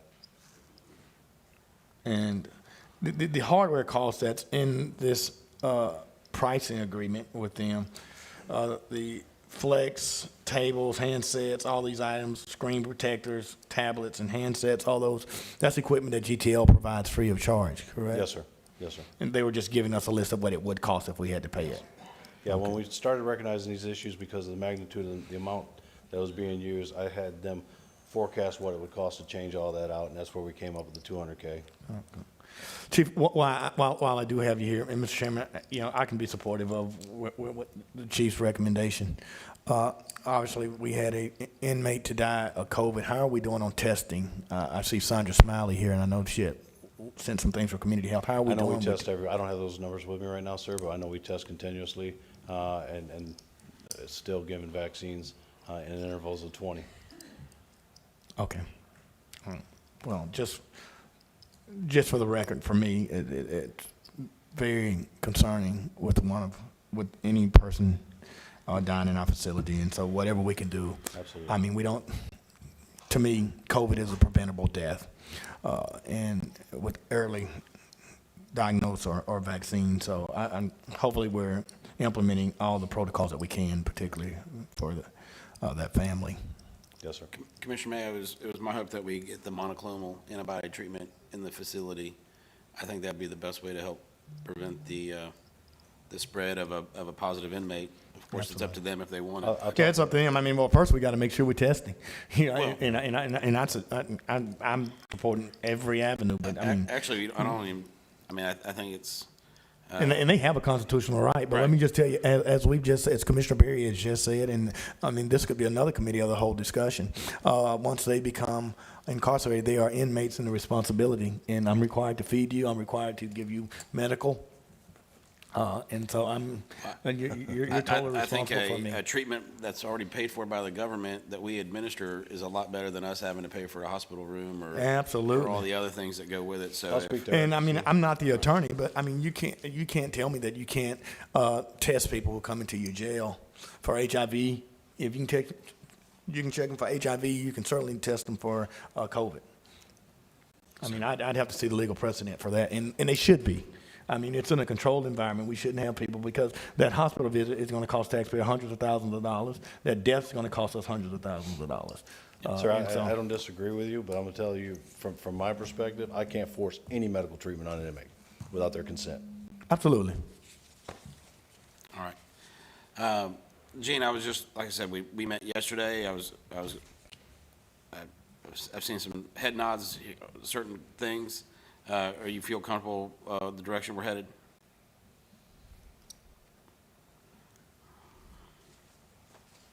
There are a few things that Mr. Powell said that I agree with, right? First thing that he said that I agreed with was the Just first, scoot over there. you go. was the first thing he said. He said a simple solution would be to end this contract with GTL, right? And here's my thought about that. As he pointed out that the numbers changed in March of 2020, the reason that the numbers changed in March of 2020 is because in March of 2020, the jail was saying to the lawyers that came, we have to advise you, you can go against our advice, but we have to advise you to not enter the jail because of COVID. And when the jail said that, I spoke with Commander Nash, and I said, if you're advising us to not enter the jail, then you need to do something so that the inmates can talk with us. Commander Nash said, you're absolutely right. Here's what we're going to do. And that's when we started using GTL more, and that's why the numbers went the way that they went. If we took this simple solution and said, you know, folks have been complaining against GTL on a consistent basis since March of 2020, as far as I know, as far as Gene Mitchell knows. This issue came before this board, who I have tremendous admiration and respect for, that's the truth, and the problems have continued. This board has the July 29 letter from Dr. Haga. This board has the September 2 complaint from Dr. Benson. The problems continue to this day. And so we did hear, though, that we're upgrading and we expect to have that fixed quickly. Sir, we've heard that for a while, right? When we make a complaint, we get one of three responses. The first response might be no response at all. The second response is, Gene, we've looked into your complaint and everything's fine. And suggesting that it's something wrong with my equipment or something like that. The third response, and that's why I provide the letters from the doctors. The third response we get is, we've changed out that video system, that particular station. Well, by my math, there have been so many times that I've been told we're changing out that station that by now we should have nothing but brand new stations. But to my point, My first point, a simple solution is to terminate this contract with this vendor that we've lost faith in. Here's what would happen. If we terminated this, then it would put more emphasis on their responsibility, I'm gesturing to the jail, to make appropriate access for the inmates to have with their lawyers. That's not happening right now. When I came before you in July, I passed around to each of you the pertinent page from Mitchell versus Untriner. That's the case where our local jail was sued in 1976. I don't know any better authority. You know, that is the precedent. And in that pertinent part, it says complete access in the first 12 hours of arrest, right? And the second thing it says is from 10 to 6, complete access. Now, when I came before you the last time in July, I said, you know, and I tried to cram 26 years into 3 minutes to talk about the dual issue of visiting with lawyers and GTL, and it was hard. But the first thing I said when I came before you in July was, in my time of doing this, we'd come to the jail and we'd go around, and I said, you know, they might be doing a haircut here, a shift change here, or a head count, or a lunch, or a payer, whatever payer means, and we'd work around it. If someone's getting a haircut over here, we'd be over here, right? And I said, now, the way it is, most of the time when you go to the jail to visit an inmate, you're told there's something going on, you have to sit here in the lobby and wait, right? Well, for a while that looked like it was adjusted. I went to the jail yesterday. I went to the jail yesterday shortly after 5 p.m. I was walked. We have these escorts that walk us, and that's an issue I'd like to bring to your attention. I was walked to see my inmate. I was on the floor with him. Once I got to the floor, this was Orange 4 in the older facility, I was told, Gene, don't you know this is shift change or head count, one of the two phrases. You're not going to be able to see him till it's over. I said, when? He said, come back after 7. So this continues. Now, that certainly flies in the face of Mitchell versus Untriner that says 6 a.m. to 10 p.m. It doesn't say 6 a.m. to 10 p.m. except for 2-hour intervals where you do shift change or head count or pair or lunch or dinner or haircut. It doesn't say that. So there's this problem. You have this issue, and I appreciate that you brought up the email from Mr. Miller. You know, I appreciate the question that I didn't see an answer for, which was, how can we do this? You know, and here's the best answer I have to that. You know, the folks who know me, and I'm gesturing to Mr. May, to the county attorney's office, know that I am now what I'm always going to be, which is a small-time criminal defense lawyer, and I'm very happy to be that. And here I am, and it is embarrassment that causes me to complain fewer times. But there are a lot of people that do what I do for a living that are much more impressive than I am. And the reason they're not here, I promise you, is not because they're satisfied. Instead, it's because they're disenchanted. And when I spoke with Mr. Miller last night, when I got the email that you just read, I said, I've spoken with Mr. Bender, I've spoken with Mr. Barry, I know Mr. May is interested, I know these things. Come and sit with me in this meeting tomorrow. Now, we're all taking time out. You know, you might tell your brother that I get an excuse because I'm over here. I have hearings going on right now. He ain't going to buy that, let me just tell you. Very good. You're I in have trouble. hearings going on right now where I am supposed to be. We all have places we're supposed to be. I'm confessing to you that these friends of mine that I admire that are more accomplished than I am are not here because they are disenchanted. I specifically asked Bruce if he would come and sit with us. He said, Gene, give this message to the commissioners. I believe that they are not giving the inmates what they are required to give the inmates. And I would have loved for him to have been here when you brought up his email. But he did not come because he is disenchanted. And he's a good guy, and you're a good guy, and so are you, and so are you, and so are you. You know, there's no jerks here. I believe that. I'm not disenchanted. I hold tremendous regard for this board. All right. Well, thank you. Gene, I mean, you made some statements that to me, is one of the things that we've worked on since I've been on this board, and I know Commissioner Berry, is to protect the civil rights of the inmates. And, I mean, some of those things that you're saying goes a little beyond video, in my opinion, if you feel like an inmate's civil rights have been violated. And so I would hope that you and all of your colleagues know that we are always responsive, and I know that I am, to inmates, because oftentimes the only voice that they have would be the voice of their defense attorney or those who get the opportunity to serve on the commission. So I'm committed to helping resolve the problem and working with you and Chief Powell. Lumen, to since make we were it little right. kids, I've known that about you. I know that the way I know the sun comes up. Well, thank you. Mr. Chairman, if I might? Yes, sir.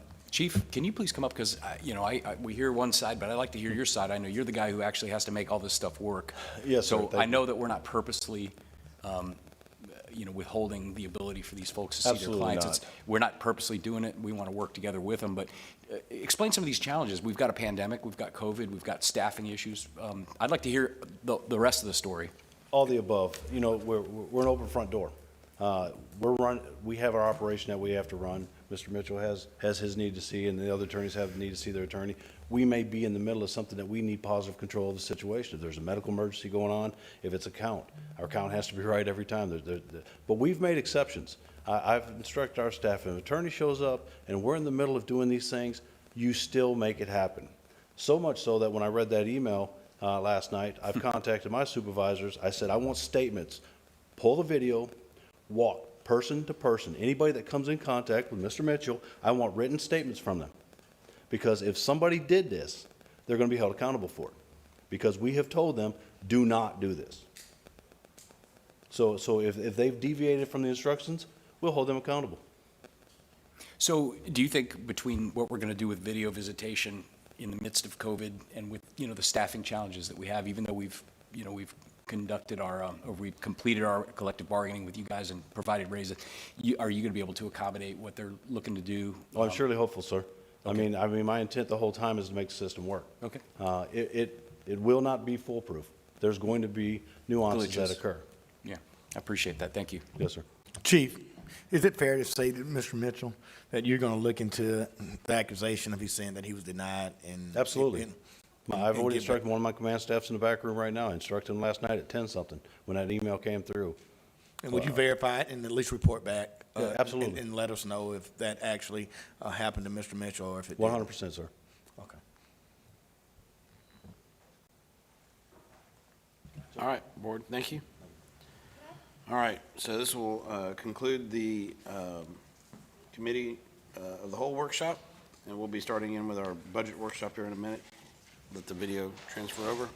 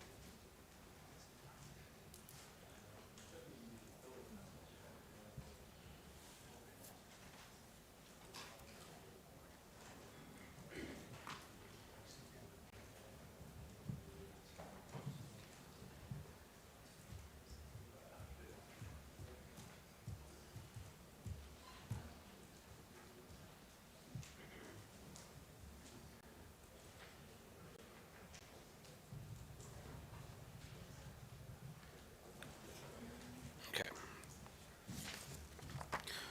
All right, good morning. This is the September 14th budget workshop. Please turn your cell phone to the vibrate silence or off setting. We will have the outside agencies the opportunity to speak. Please keep those to 3 minutes. Wes, do you have any comments before we get started? Commissioner, the spreadsheet you have in front of you is as was directed at the last budget workshop. Any new requests have been removed from this year's proposal. Any increases to the current funding levels that are currently in place for this fiscal year have been brought back down to match where we are right now in this fiscal year. And by doing that in the general fund, we were able to achieve a $1.2 million number. Okay. Board, any comments before we get started?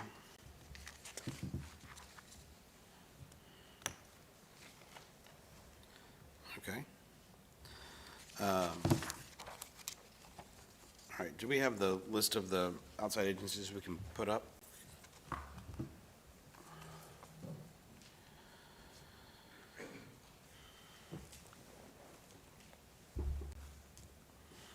But as they're doing that, we'll go ahead and Be Ready Alliance. Morning, Michelle, how you doing? Good morning, Commissioners. I know we've had a really good partnership with Brace, and I don't know if the board has any questions regarding the requested funding. We are, based on the comments the administrator just said, 95,000. Yes, sir. Is the proposed, so, board, any questions for Brace? Okay, All right. all right. Great. Thank you very much. Mr. Chairman, Yes, sir. so is our goal, we're good. Great meeting last week. I enjoyed it, Joe. Is it our goal to be at this 1.2 and accept the recommendation of staff, or are we looking to reduce some of these numbers and possibly fund some of the new organizations within this 1.2? I mean, what's our ultimate goal? It's up to the board. I mean, it's, I mean, just because, I mean, I don't know if I need to hear, I mean, I'll do whatever you say do. I don't know if I need to hear about the services of any of these organizations. I think I know them all. sure. I don't need to hear them again. Do you want to? I mean, it's just, I mean, if we're going to change the number, I mean, I think the consensus was that we were only going to, spend 1.217. I mean, but if that changes, I mean, I'd just like to hear from the board, what's our ultimate goal right here, Jeff? I mean, Well, again, we've heard from these entities. I think we vetted them. We each of us have a stack of paper on these entities that's thick. And, unfortunately, I wasn't able to be here at the last meeting, but I was here at the first meeting. But I do appreciate the fact that we've looked to scale it back to the 1.2. And in looking over the materials before the meeting, I know we have a lot of folks out here today. I'm willing to accept it as it is and move it forward. We don't need to hold these people hostage unless you all believe that we need to.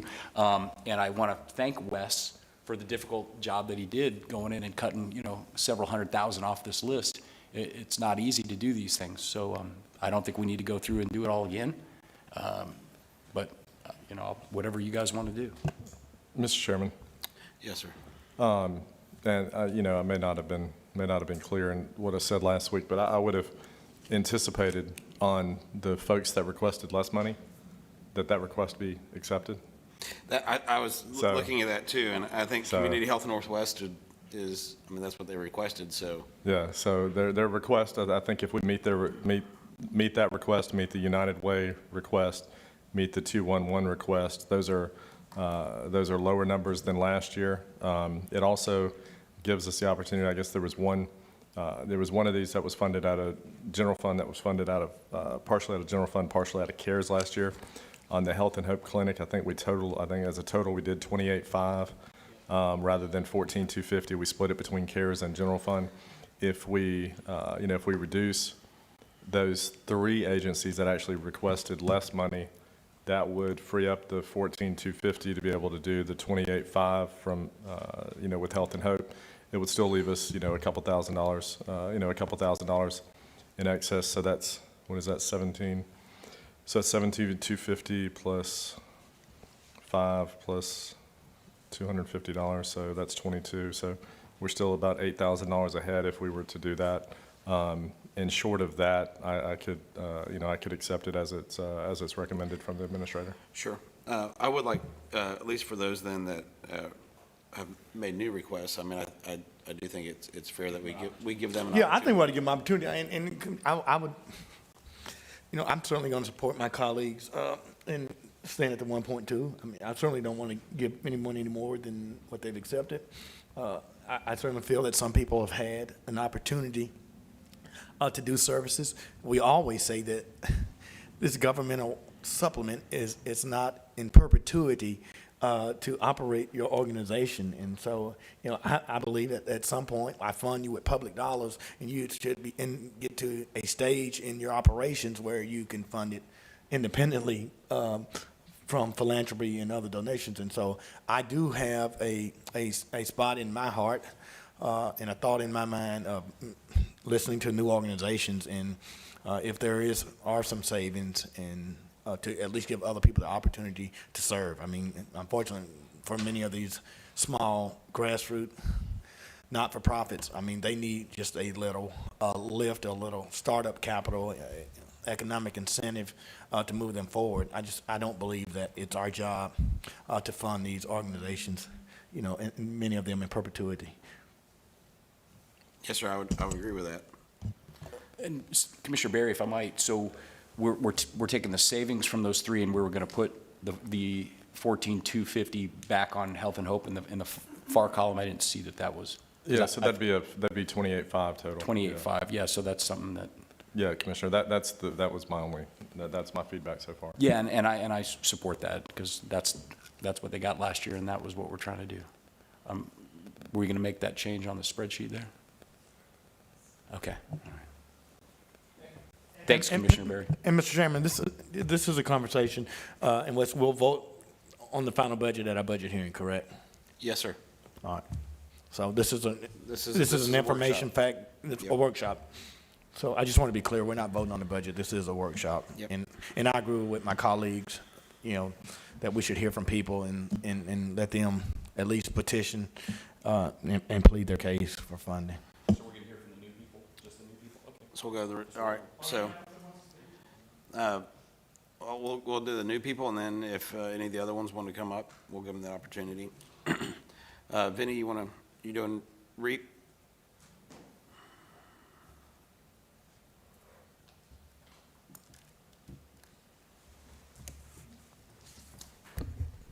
Mr. Chairman, members of the County Commission, Vinnie Webb is Executive Director of Reentry Alliance Pensacola.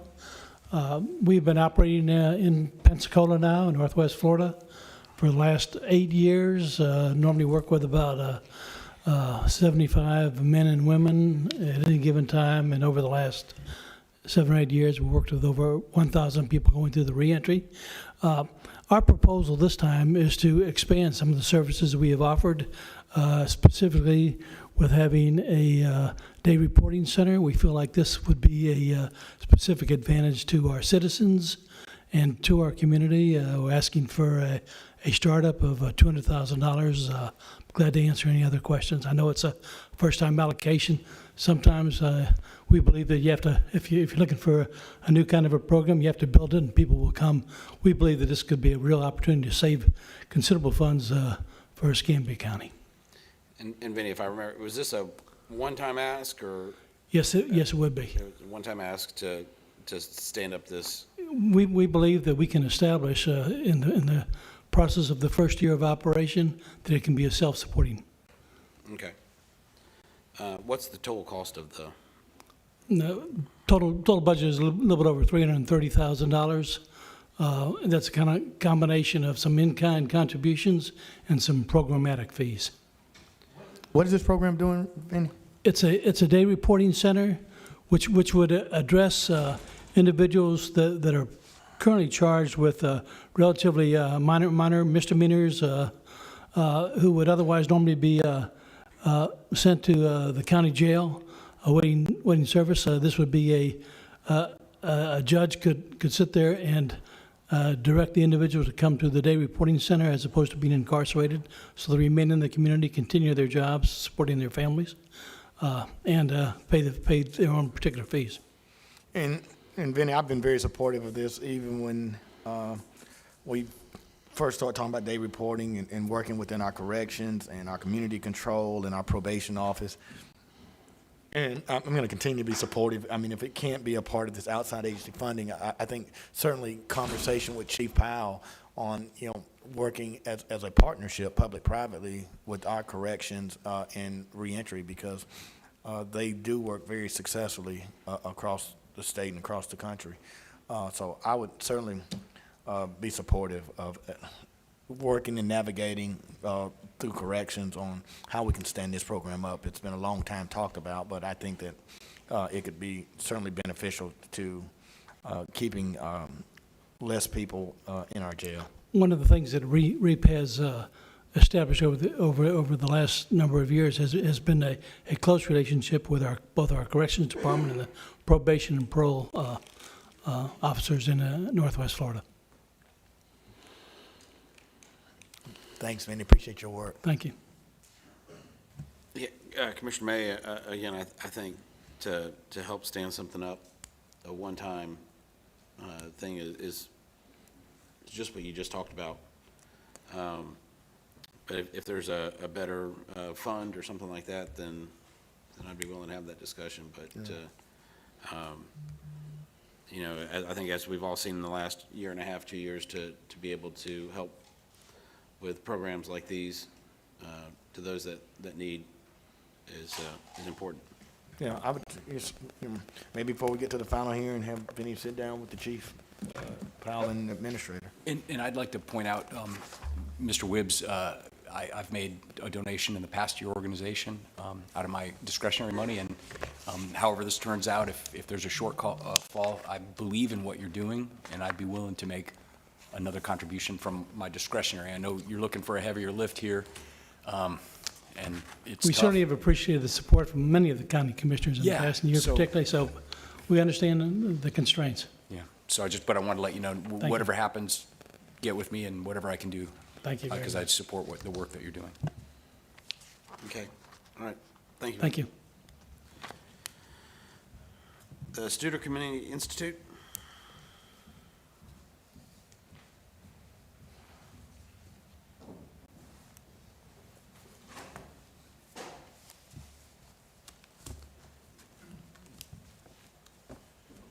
Good morning.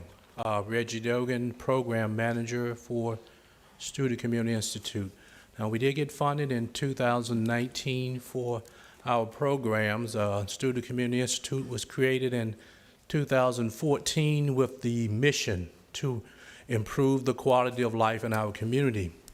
And from our research, we determined that education should be our #1 priority. And we put our eggs in the basket to focus on parents and children ages 0 to 3, with the goal to provide parents with the information to engage, empower, and educate them on ways to talk to, engage with their children, to help build their babies' brains to prepare them for kindergarten. We've seen in our community that only 48% of our children show up ready for kindergarten. And we believe that if we can get more parents to understand the importance of talking to and engaging with their children to help build their brains, we can improve our kindergarten readiness rates, which also will reduce some of the problems that we have in our community related to crime and drug abuse, as well as teenage pregnancy. We have several programs, but 2 of our primary programs are the Brain Bags, which is a literacy toolkit that we give to all birthing mothers in our hospitals in Escambia County. We've given out more than 18,000 brain bags to parents, and those brain bags includes information and resources to help them understand the importance of engaging with their children. We developed a partnership with the University of Chicago, which provides us with videos and tools to help use to engage the parents. And we also have a partnership with the Harvard University Achievement Gap Initiatives led by Dr. Ronald Ferguson. So we want to combine the program with the Brain Bags with Basics Insights, which is Harvard University program, so that we can continue to provide these tools for our children. Any questions? Commissioner May, is this something that the Children's Trust would be doing? Certainly, I think it would fit the eligibility for our children's trust.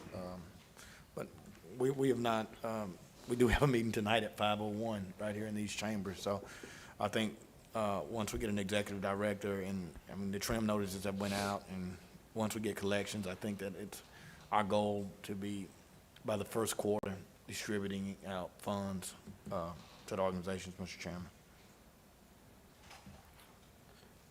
Okay.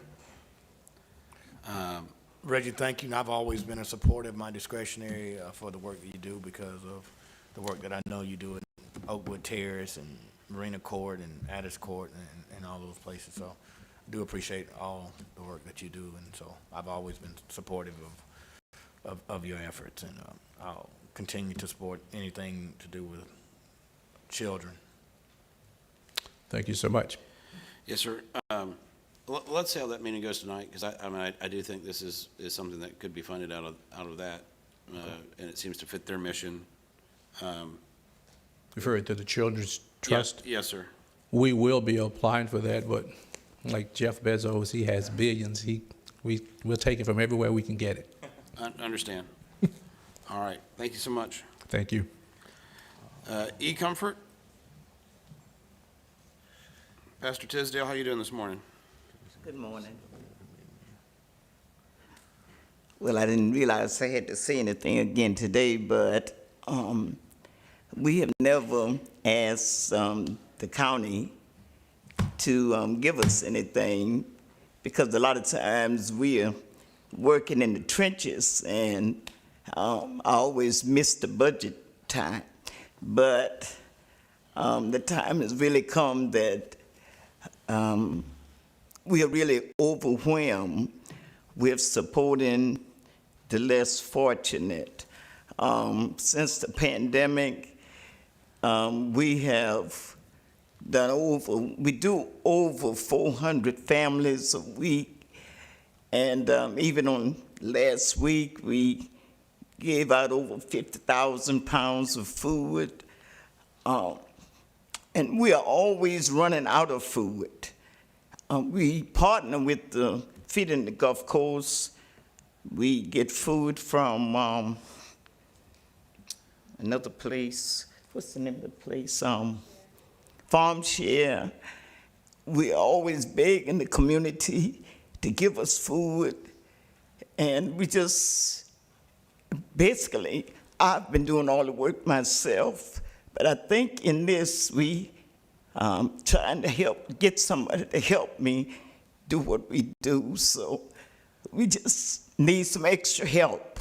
It just come a time that we've been doing it for 15 years, and we aren't planning to go anywhere because the need is just so great.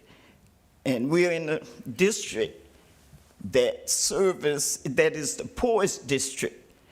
And I ride around, see the houses dilapidated. We got the jailhouse down the street. People get out the jailhouse 12 o'clock, and they sitting on our benches waiting for us to open up at 6 o'clock for breakfast. And I'm there I go down, it's 4:30 in the mornings to 7 and 8 o'clock at night. And people are just constantly coming knocking on the doors for food. So we just need some extra help. And whatever you all give us, like I said, it gets to be overwhelming. Yesterday, I'm kind of tired today, because yesterday we went to New Orleans, Reserve New Orleans, and Reserve Louisiana. We took U-Haul full of food and van, and we saw a need down there that we tried to reach out to help. So we just end up helping business, and a lot of people don't want to be around the less fortunate, but our heart just goes out. It's not only the drug addicts that we serve, but there are a lot of senior citizen comes. We have senior citizen, Black, Latinos, everybody comes, everybody know we are there, and everybody know that we give food without any question asked. We don't have appointments. You don't have to have appointments to come to us. And we were able to get a walk-in freezer and a walk-in cooler through Impact so that we have meats and produce that we can spread over a period of time other than trying to get rid of it all at one time. So, like I said, the needs are great. Right now, I called the food bank because I don't have any food at the kitchen. And you all know I'm always asking the community, help me with food, help me with food. So whatever you all give to us, it would definitely be a blessing to help us do what we do. Thank you. Any questions? Pastor Tisdale, I just want to thank you for the work that you do. And as you know, in the past, I've helped you out of my discretionary fund because I believe in what you do. Whatever happens with this, if there's, I hope that you will contact my office so I can help to the extent I'm able with my discretionary funds for your organization. Yes, sir. Because we give out open table events. We try to do that once a month. When they had hurricanes and stuff, I personally cook food, spaghetti. We even tried to do, we've taken food up to the hospitals to help the people that are working. So, you know, like I said, it's a passion of mine. For me, just, it helps me to help them because, you know, it keeps me going. But like I said, it just comes a time in that little budget, and it's not much, but in that budget, we have that we can get someone to help me keep the place open whenever I have to run out to try to go to different organizations in different places to, you know, to let people know that we need some help. So if you all can help us this year, like I said, this is the first time we've asked or been able to meet with the budget. And so if y'all can help us, it would be a blessing. Commissioner Mann? Well, thank you, Sister Tisdale, for the work, and you do a lot of work within our district on PACE and feeding, and you know, we've always been supportive. We're going to continue to be supportive. I see Mr. Briers in the back, and we were just talking about you yesterday. I think that you're going to get some good news from Gulf, from our power company. If you hadn't already got it, I mean, I think it was a partnership, and so I was happy to work with Mr. Briers on that and work with Gulf, and we're going to continue to support as much as we possibly can because I know you're doing good work, so I appreciate it. Ms. Tisdale, so it says the funding will be used to pay for a program manager? Yes, sir.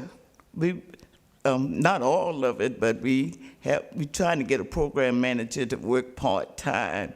We have computers that we got through a Gulf Power grant, and we have computers that are set up, and people come through there, and we help them to navigate trying to find employment. We also help with getting food stamps. We were even helping people to try to get their stimulus checks.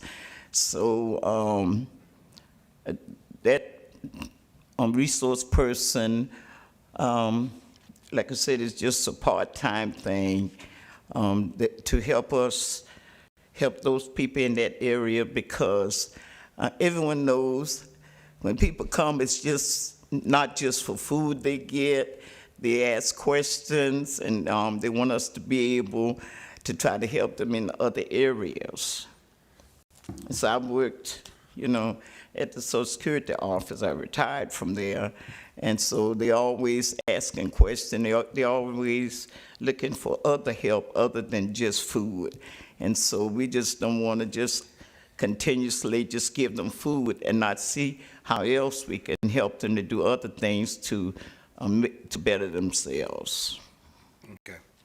But we really, if you all would just come see, I'm impressed every day at the people that comes and knock on our doors.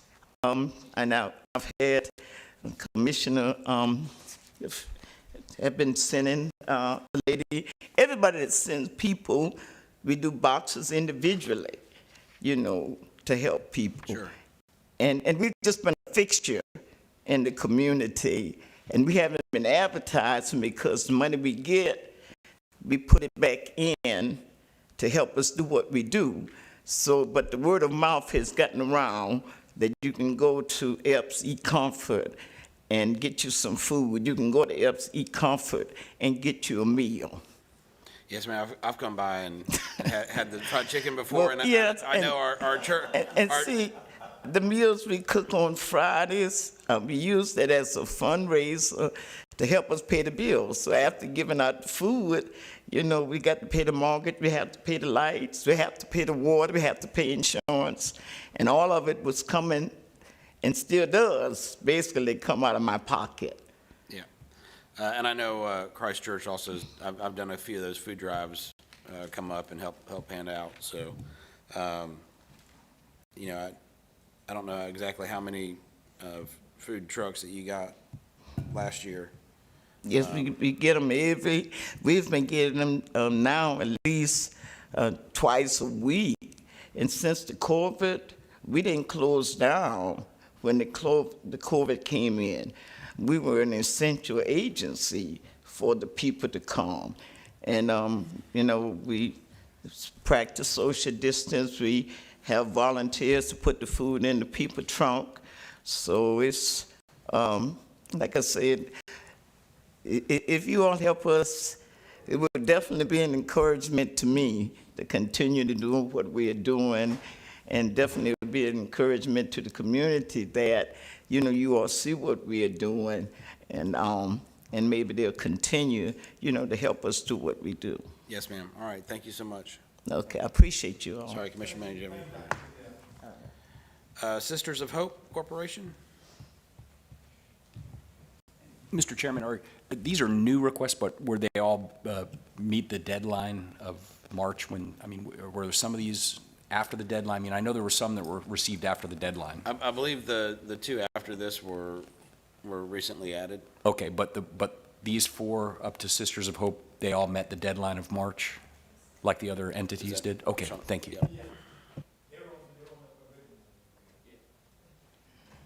Yes, ma'am. Just please state your name for the record and.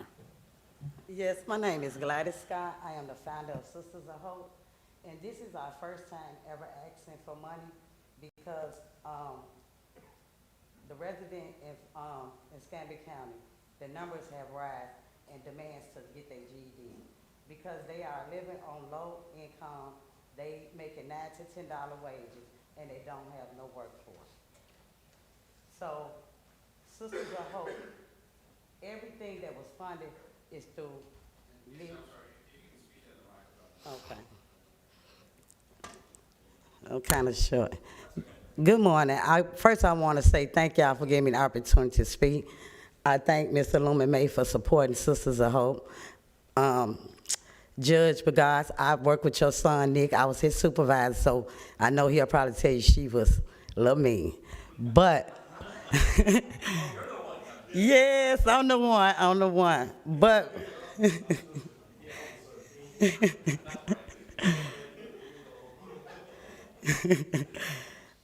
we have been around for 2 years. We do GED classes, and we also do workforce. And we provide for the low incomes that can't afford to go to Pensacola State College or can't afford to do the necessary things to keep their household on, to earn and to support what they do.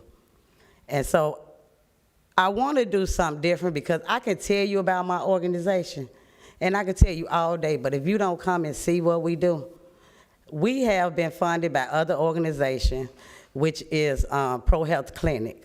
And we also have been funded by People Advocate of Jackson, because we believe that the highest education first start with the mother and father, and then we go down with the kids.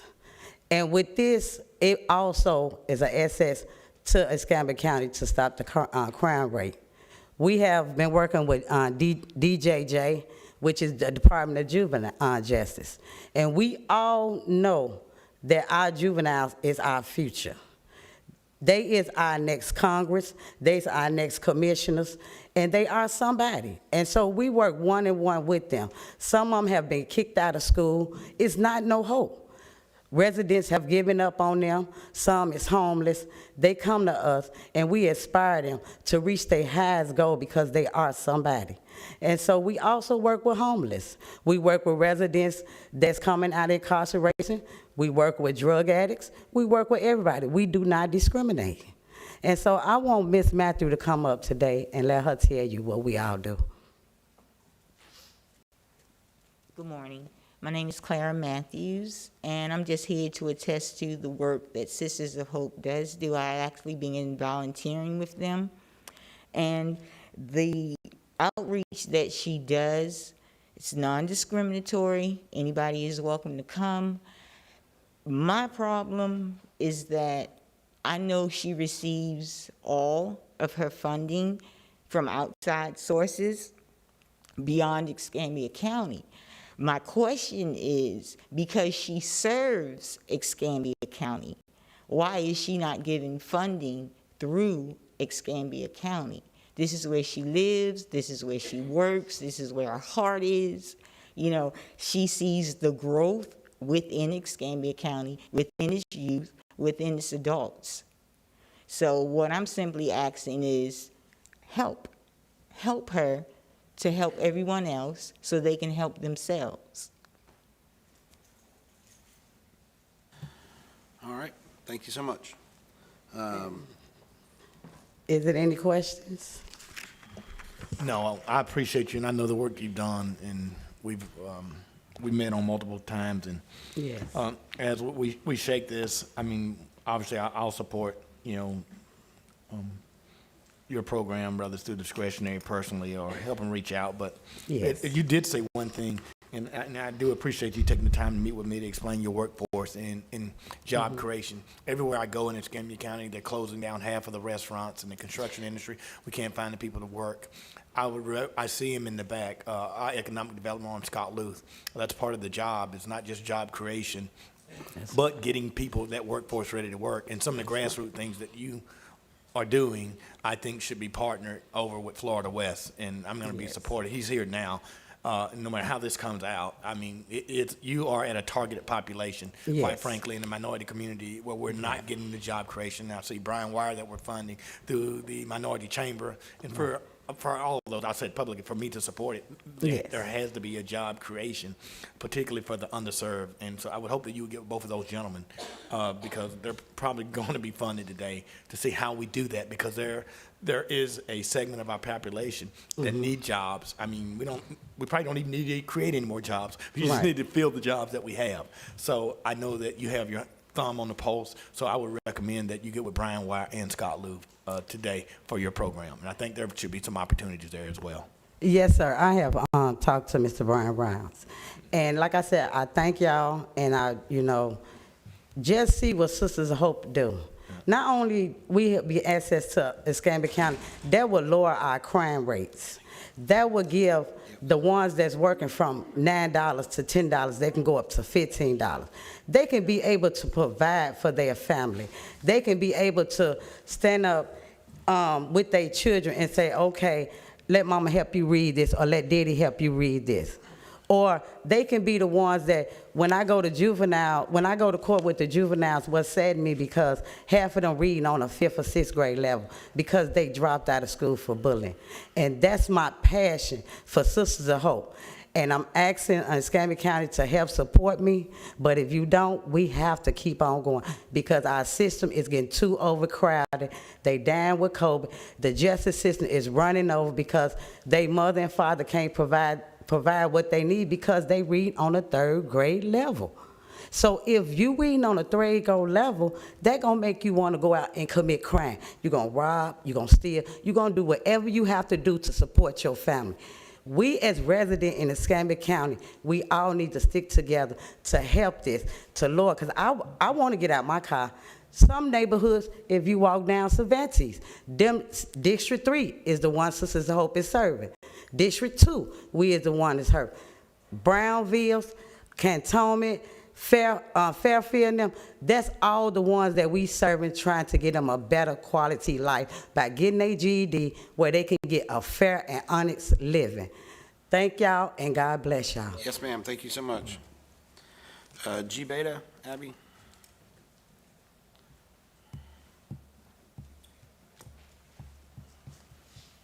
Thank you. Commissioners, I'm Going DC on, Reed. DC? Yeah, what's going on? I'm the Chief Entrepreneur Officer at the Spring Pensacola, part of SEI. We put the application in. Abby Cursell is down from Milwaukee. She's with Generator, one of the really most accomplished accelerators for entrepreneurs in the world. And they've been down and had a program here for a year, and we're looking to help get a 2nd year funded. As you guys might know, Quentin Rishi Studer, their generosity is that they've invested about $500,000 into the Spring, which is really built to become the front door for entrepreneurs here in our community.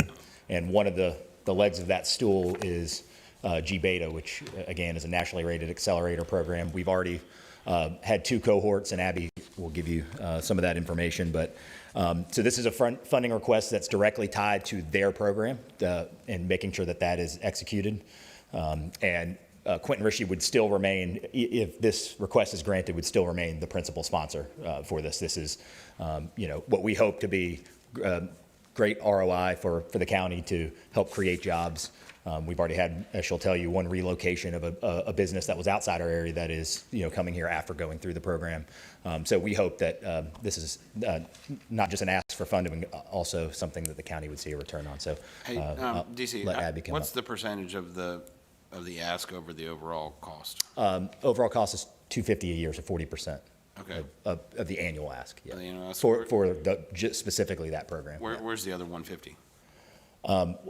Where's the other 150 coming from? At the moment, Quentin Rishi will cover the other Is 150. Is the city scheduled to put anything in? Not at this point, but we are making that request. But Okay. no, You'll be able to sign I up don't for want to that. tell you that is going to happen. What have they offered to put in or? We've just started conversations, Commissioner Prakash just mentioned the deadline, same issue with us. We wanted to ensure that we could actually get this pulled off. There was, as you can imagine, we're thrilled with the results that she's going to give you, despite all the challenges of trying to run cohorts and help businesses in the climate that we were in. So our delay was merely an issue of we didn't want to come make an ask to anyone, city, county, or otherwise, without ensuring that we could, get this year going with G Beta. So. But yes, those asks we will be making requests to the city as well. What's the ask? We've discussed a lot of things. I don't want to put a specific number on, probably between 25 and 50. Okay. All right. Abby? Hi, good morning, everyone. Morning. My name is Abby Cursell. I'm one of the partners at Generator. You have in front of you just a packet. I'll breeze through the first half of it, but just as a brief introduction to Generator, the organization that runs the G Beta program, our mission is to be the best partner for a community to invest into its best and brightest. And we do that by running startup accelerator programs. So we started in Wisconsin back in 2012, and we have run over 700 companies through our various accelerator programs to date. We've been nationally ranked by a group called the Seed Accelerator Rankings Project, which looks at the hundreds of accelerators across the country, and we've been in the top 15 for the last several years in a row. Notably, we are the only in that top 15 that doesn't have a presence in New York, San Francisco, Austin, Boston, LA, we're very focused on what many people refer to in the industry as flyover country for venture capital. And we're really proud that we've been able to achieve the outcomes that we have in the markets that we've been in. And so as DC mentioned, we've been operating in Pensacola for the last year. It has been a challenge with COVID, but we were able to get some really amazing outcomes with the 10 companies that we worked with. So on this page, you'll see those companies have now raised over $1.2 million in capital, creating a 4.9x ROI in terms of dollars paid to bring the program to the community compared to the dollars imported into the community by these alumni. 62 people wake up every day at jobs at these startup companies across Pensacola, which we're extremely proud of and looking forward to hopefully continuing to grow. And notably, 50% of the companies that have gone through have female founders and 50% have founders of color.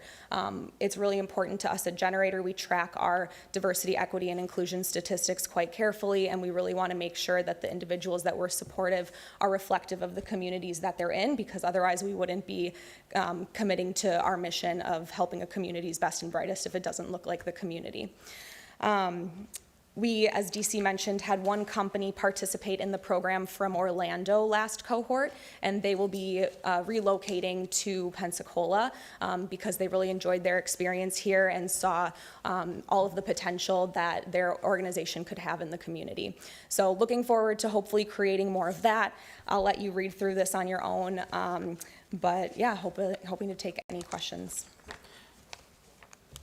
I have just one question, Mr. Chairman.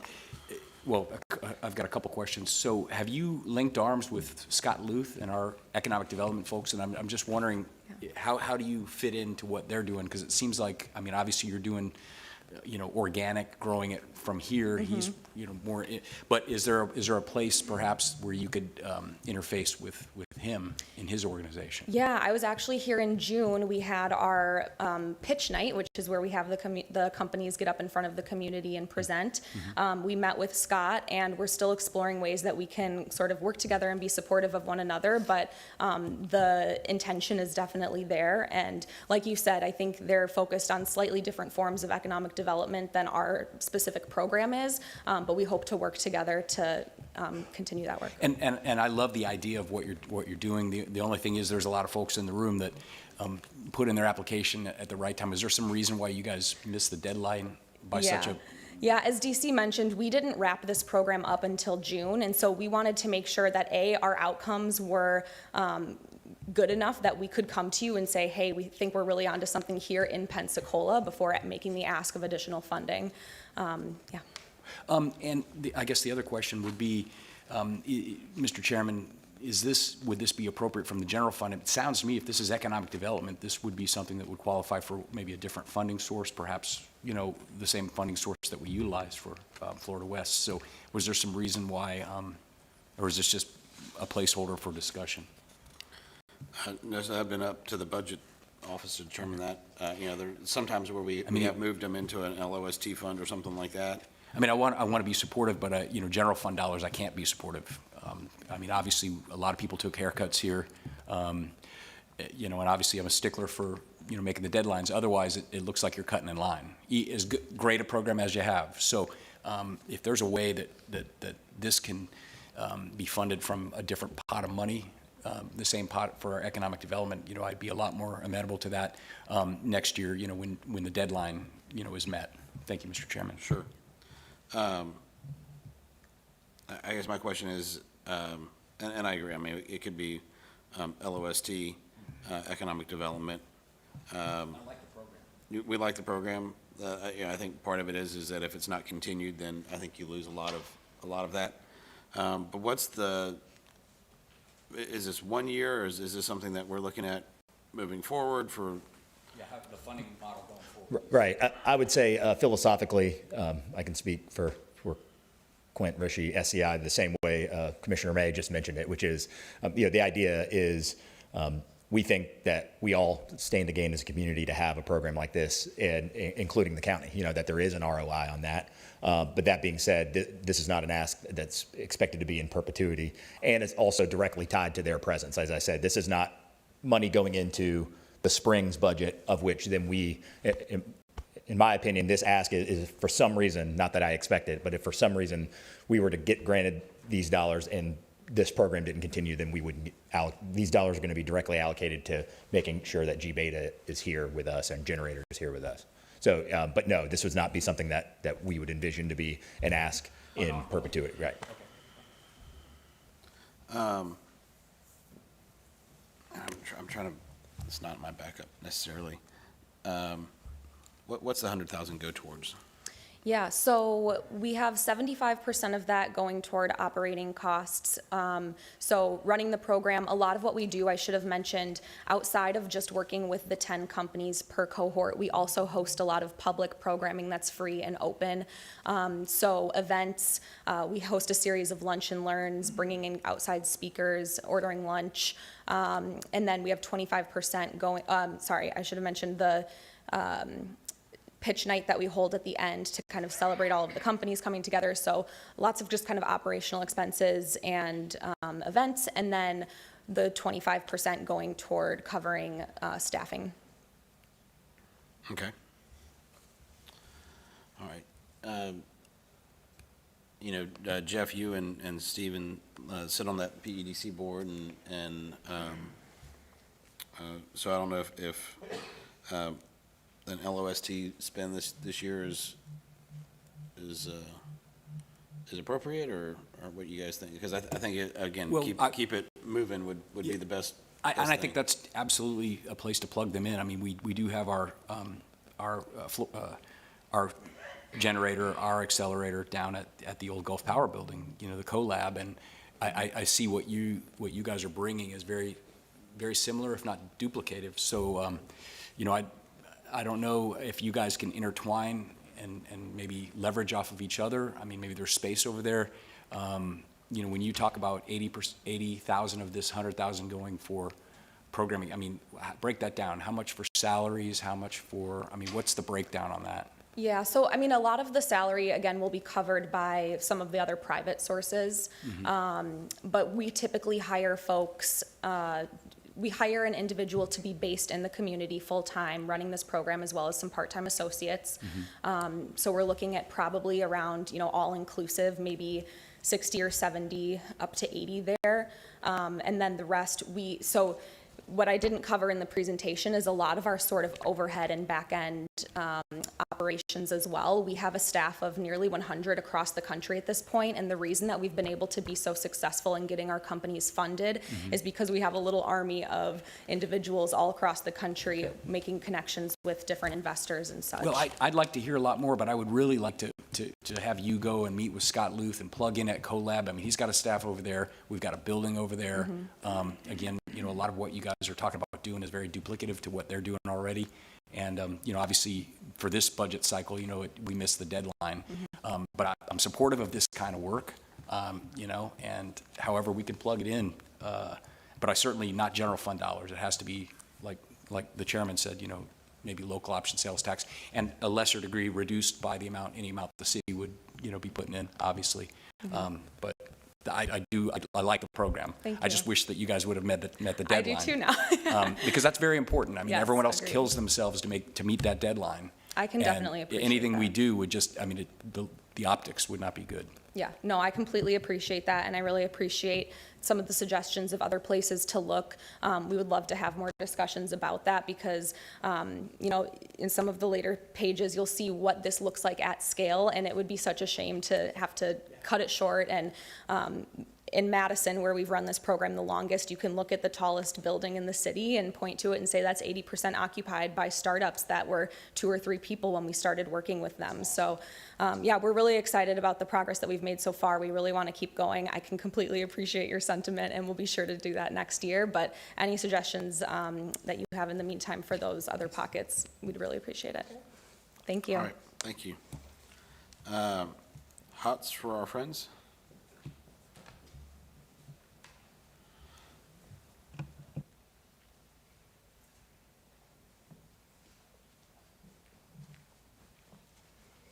Hello, my name is Caleb Houston, founder and president of There's Hope in Huts for Our Friends. I'm here to discuss our organization. We're working diligently to end homelessness in Escambia County. We're doing everything we can to get our rehabilitation center open. Right now, we're looking at getting a sprinkler system put into the building, and the county and the city has been very diligent in helping us with that. Right now, we have about 40-something people that are obtaining sobriety for over 3 to 4 months. To me, that's a great accomplishment. We started earlier this year, and we've been working daily to end this issue of homelessness. Right now, under the bridge, under I-10, it is constantly growing within the, tent city. It's constantly growing, and we see that this is an issue. And so me and my team and the community of Pensacola, Florida, has been working daily to provide day treatment, which is showers, clean clothes and undergarments, food, hygiene products, and various classes such as drug and alcohol counseling, also life management skills and some mentoring sessions. And so as we're a faith-based organization, our faith has been in God to give us the strength and guidance that we need to continue to help individuals that are in need. As it's been said before, you can't help anyone that doesn't want to help themselves. And we do a long list of things in the community to try to engage the people and see what it is that their needs are. And when they come in and let me know that they're dealing with mental health issues and that family members are taking their money and things of that nature, we realize that we need this in our community. We need facilities such as what we're developing to help people that are dealing with these. I'm sorry, I get emotional when I think about it because I was on drugs at one point. You know, I spent 10 years of my life smoking drugs and homeless. And I feel like that's why God has allowed me to rise up and take that stand, because I can identify with what a lot of these individuals are going through. And many of them, they say, wow, you know, if you were able to get off drugs, well, maybe I may have hope. So that's why I believe God led me to call it There Is Hope. That is the name of the rehabilitation living facility that we're creating here. It is free of charge. We're not charging day $10 a night. We're not charging $135 a week, any of that. It's all free of charge. We have connections with a Baptist hospital, West Florida Hospital, and Sacred Heart. Right now, they'll be teaching health and wellness, as well as some mental health classes. Mm-hmm. So with that being said, being that we started this year, it is my desire, you know, to continue in this effort to end homelessness. So with you guys' help, I believe that this can be a productive and positive resource in our community. Yes.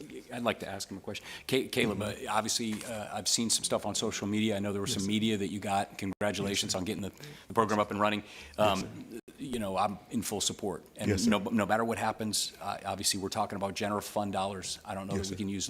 In the previous instance, you know, we may be able to use some local option sales tax money, but here, I believe it would have to be general fund, and you know, it's just not available this year. The deadline was March. Got you. And I know we just received your package. So again, you know, the same thing to you. Obviously, I support what you're trying to do. Yes, and to the extent I'm able to, out of my discretionary, I would like to just put that out publicly that I would like to help you. I have a soft spot for folks that are down on their luck. And I too drive by the I-10 tent city, and it's becoming. I notice it's growing. It's getting bigger and bigger, and I know there's no simple solutions. I would put this out though. There is a coalition forming to address homelessness, and they might have some. I know they're very well funded, and they might have you linked arms with them. Connie Bookman is the CEO. Have you linked arms with her? Yes, sir. I was in a meeting recently at City Hall that was with Connie Bookman and as well as John Johnson with Opening Doors. Yes, sir. They got the deep pockets this year. Yes, sir. Yeah. So they do. I mean, we're at the end of our process, and this is general fund dollars, and I totally understand. Yes, but I mean, I just want you to know. I'm speaking for myself. Obviously, I don't speak for my counterparts, but I speak for myself. I will support you. If you contact Debbie in my office, I'll do what I can for my discretionary this year. Absolutely. And I would ask, put a package in next year. Okay, meet the deadline. Because we have to be consistent. Got you. Otherwise, it's not fair to those who did the hard work back in February and March, putting their packages together. Totally understand. Thank you so much. Thank you, Mr. Chairman. Yep. Yes, sir. And, and just so the board knows, I know I had a meeting with one of my constituents who's helping BB, and so I know I've asked Travis Tompkins with emergency management to help out a little bit with getting some information Yes, and things like that. So hopefully that's in the works and Yes, sir. and doing that for you guys. So, Absolutely. Thank you guys so much. I appreciate it. Yes, Thank you. How you doing, sir? Good to see you too. All right. And just real quick, if I could say one more thing real quick. Yes, sir. In this walk, guys, I feel like we have to work together. We have about 300 and something people that are signed up for this program. The individuals that I mentioned earlier, the 40-something people that have maintained sobriety, these people were on heroin, on crack, cocaine, opioids, things of this nature. And because of the day treatment and the classes that we're doing 6 days a week, they have been maintaining this sobriety. It's so many of them that want that structured inpatient treatment that so many of them so need it. And so it is my desire to really get this thing rolling. We've been doing great. I'm excited about what God is doing in our community, and I'm grateful for this opportunity to speak with you today. Thank you so much. Thank you, Caleb. I Yes, appreciate sir. it. Board, that's the last out of the requests of the general fund. I would just go ahead and like to ask, there were a few that we said we're putting at last year's amounts. If any of those people are in the room that would like to speak, yes, sir? Come on up.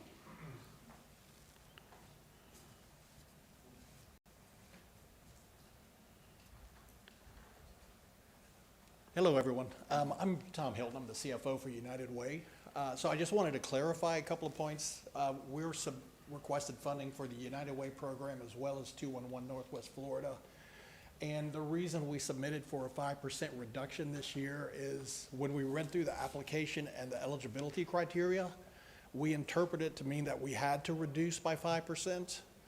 And when I'm looking at the spreadsheet up here with all of the other funded agencies, I'm only seeing one or two others that also requested a decline. So I'm hoping that you guys can do is just take a look at that. And if that was an error on our part, put us back to level funding if that's at all possible. I think it's about $6,000 or so. But that's the reason for the decline. And it looks to me like Community Health Northwest Florida did the same thing. And the criteria are just a little bit unclear as to what we're required to do with that. But that's just to clarify for you guys. That's the reason. It wasn't for a lack of requirement or lack of demand on our part.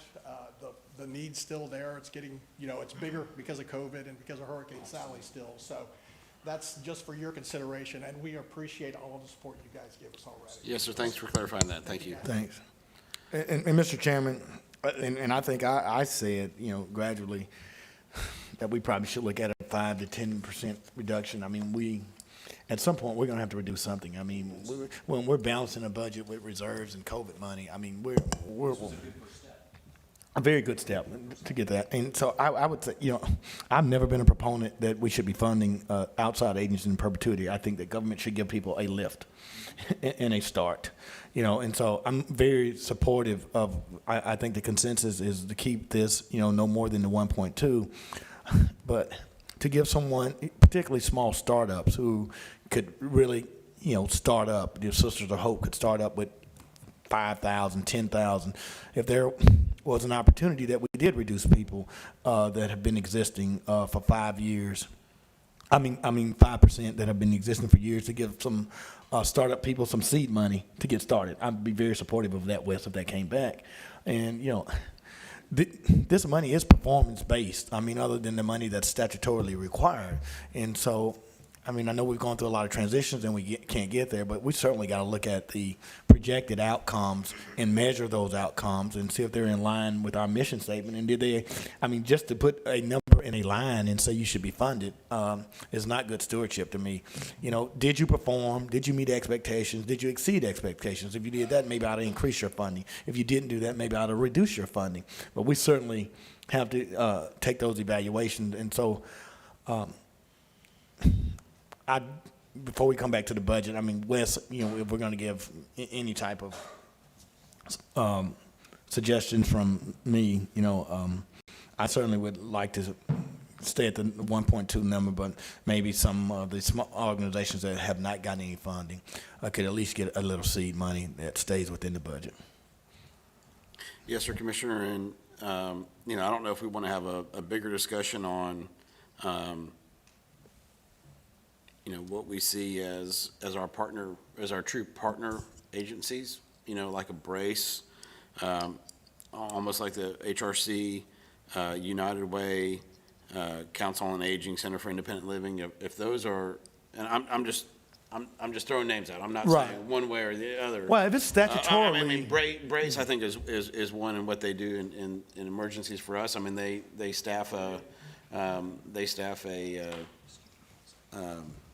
Right. No, you know, now, if they're providing an essential a service. location in EOC. Right.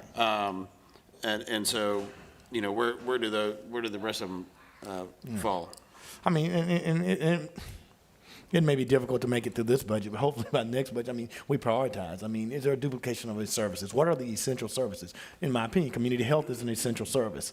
You know, I mean, we could not have done testing. We could not have done vaccinations. That's just not in our wheelhouse to do that. You know, if I pulled another one out, I mean, could we have performed that service? Probably, absolutely. I mean, so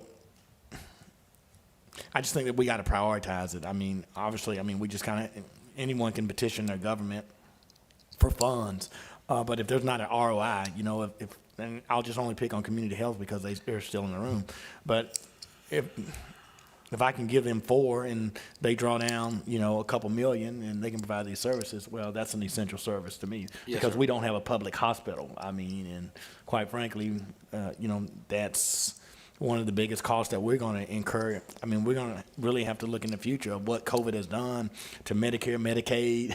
I mean, all those things. I mean, the health care situation is not going to get a lot better in the days to come. So any preventive thing like that is important. And as you said, the other organizations, to me, you know, that we're doing with, you know, human relations, all those, I consider those essential functions of government. But if it's not an essential function, then we need to just take a look. And I've said that we need to take administratively, we should be taking cuts and finding money at the top to assist those at the bottom. And we should be doing that as well with our outside agencies, Robert, in my opinion. Sure. You know, and I thought we had set up a few things on how we, you know, maybe like with eComfort, how if we buy the food and give it as a location as a area to distribute it, you know. Yeah, I mean, quite frankly, I mean, we had COVID money that was given back because the food bank couldn't spend it all. I mean, you know, and so, I mean, we got the farm shares. I mean, I think when people come to petition their government, it's not all, when they ask for resources, it's not always cash. Can we help facilitate making sure that, you know, they have enough resources to provide the service that we're not providing? Sure. All right. I think, are you good on HRC, Commissioner? That was I'm under good. local I'm good. agreement? Okay. I'm good on everything. Commissioner Berry, did you have anything on TDC that you wanted to address specifically? I thought you said there were a few line items you wanted to ask, or, I do know that we have the group that's doing the Chappie James Memorial at the foot of the bridge. And then Yeah, I there's thought there also- were some new requests, I mean, and. Yes, it sir, looks there like are. some- Yeah. Did they come in on the deadline? Yes, sir, they, well, I'd say they came in through, this is through TDC. Okay. So, So, and Jeff, I guess you've asked that question multiple times. You're taking the position that if they didn't get it in time, that we shouldn't even be considering it? Is that what you're driving home? Well, I'm trying to make the point as gently as I can, but I mean, it's to me. Well, I mean, I can accept it. I've just heard you say it multiple times. Yeah, I mean, I just don't want to waste my time if we're not going to consider it. Well, I just, like, if they follow the process and met the timelines, then we consider it. It's not a guarantee of funding, but I would say this, if they don't meet the timeline and everyone else is expected to meet the timeline, then it would be almost unfair of us. That's why you heard me say, look, I'll support you with discretionary.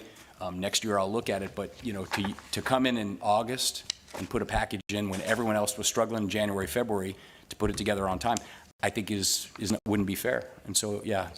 Okay. That's what I respect that. so there were two additional, or there was three. One of them was the African American Heritage requested an increase, I think to 30,000 was what we had them in They asked for 50 and we got them plugged in at 30. Correct? I think we have them at 50. No, they asked for 50. Okay. I would say the TDC had, oh, so you went ahead and made the changes down the line? Okay. So the TDC had recommended the 50,000. And so I'm going to be up to this board. The TDC, Robert, that you serve on, y'all made some recommendations to us for the 4 cents. Have we traditionally just followed those recommendations? How's that operated in the past? I mean, it's up to us. I mean, we've come back and said, hey, we want you to fund the fireworks out of the visit budget instead of coming to us. We've done certain things like that. I think. And I'm good with that, Robert. I have my position on that. If it's tourist related, TDC needs to get it vetted, recommend it. If it's tourism related, and if it's not tourism related, then it's not eligible for these funds. In my Yes, sir. opinion. I would say we vetted all of these and the budget that was under the amount requested is essentially the budget that came in front of this. And there's actually a few other little things that are on there that I don't see on this list. For instance, the budget does include 500,000 for beach renourishment from TDT. And you know, we have the beach mowing that we do for landscaping to make it look, you know, as we do, which is 125,000 that comes from that. Robert, and this might be the right time to talk about it, but I was at the Jazz Festival 2 weeks ago, and that was a tremendous success. I mean, that thing was packed. You know, I think that's something that we need to get behind and support. There's obviously a market for that. I mean, when I walked on that stage to bring greetings from the board, and Commissioner May was there as well, I mean, I was astonished at the participation and people from all around the country, actually all around the world, performers and visitors. So if there's a way that we could, I don't see Darren Schaefer here. I don't believe he's here. As far as I'm concerned, we did not get a request from Summerfest. Yeah, well, okay, well, I mean, but going forward, I think I'd like to see that, you know, funded. I'd like to see that supported. So I don't know how we, you know, make the case here for that, because that's what we're trying to do. We're trying to bring people in, right? Right, but I'm saying there was not a request that came to the TDT or one that we have in front of us. So what does right he now. need to, what do we need to do to make that happen? Would he get it through visit? Or would he? Well, again, visits change their funding a little bit on how they do the outside agencies. Yeah. And I would say that the 150 that we've given before is outside of it. Yeah, I didn't get an invite to come to that, but. Well, I think it was out of. Just saying. Yeah. But I'm glad you carried the message for the board. I did. You know, but. Don't hold that against him. But man. no, I'm not. But I'm saying it's the same thing. The same thing as Lumen said is that we have to set these things up and then let them flourish. And Do you agree that was a success, man? I mean, it was, and I see that as a partnership. You know, yeah, I'd like to see that. With visit and tourism people. Yeah, so, yeah, I do, Jeff, agree with that. It was a success. So we need to have Cadillac Banks plug in where to make sure that this. I want to see this festival continue. I want to see it grow. It was incredible, really. So. Sure.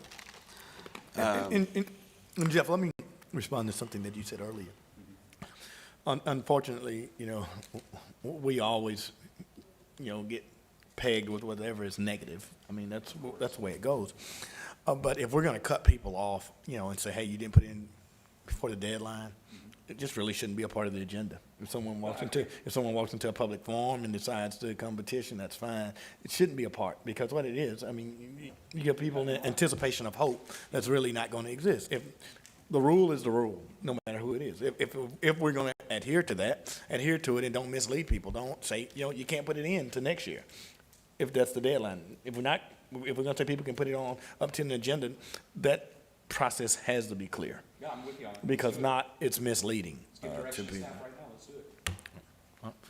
Well, that'd be good direction. So. And so. Yeah. I mean, there's the, after the deadline, we want to see it. So, okay.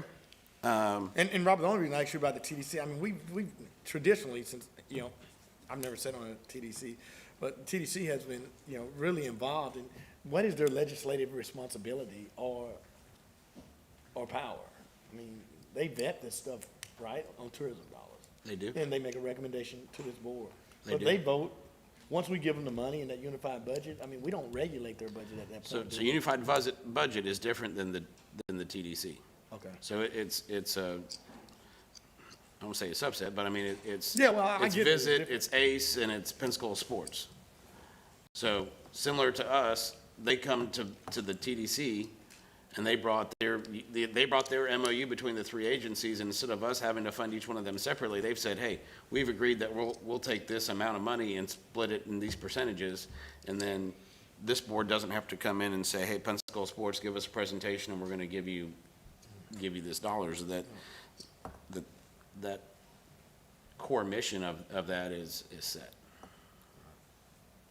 Well, so Robert, for me, for these tourism dollars, I mean, we've sat here and, the end of my tenure here is coming close. I mean, in government days, I mean, one of the things that we've talked about, whether it be a convention center, whether it be a sports arena, all those, I want to make sure that we're taking these dollars, reserving them, putting them back where we can go ahead and implement it. And so if it means, putting more money into reserve where we can down payment, bond it, mortgage it, we got to start thinking of the future to do that. I mean, if we want to talk about building tourism and all those things, we can't continue to talk about a convention center or a sports arena. We got to start putting money there to make sure those things happen. So, And I know we gave the 5th cent up for the first year, we got to get that, but the 5th cent alone is not going to get us to where we need to be. So I did make sure that was in the budget this year, that we'd been putting that money aside previously, that had gone towards the Bay Center, and that was the direction of this board, so I had them put that back in the budget, so that we would have those funds for whatever we decide to do with either the Bay Center or the next facility. I'm ready to go, yeah. So it looks like we did have the African American Heritage lady pop up for a second. I think that was Cheryl Howard. Yes. So Robert, Here. just want to, what's your thought on that? I'll hear from her and then, yes, ma'am, go ahead. Well, I'm here to answer any questions. I presented, I believe, at the last meeting, and I don't have anything additional over and beyond what I've already presented, but I'm available for any questions that you may have. Sure. All right, perfect. So Board, I would say that the TDC did support the $50,000 request, and I think that we also see where Visit Pensacola is going to work more integrally with these organizations, so that we're putting out that they're helping towards marketing, and making sure that we're sending out that we're all working together on a similar message. I would support it then. Okay. I mean, do you support it, Robert? Yes, sir, I do. Okay, I'm with you. Okay. I'll support this. Commissioner Underhill? Thank you, Mr. Chairman. If you could bring that slide back up that you just had previously.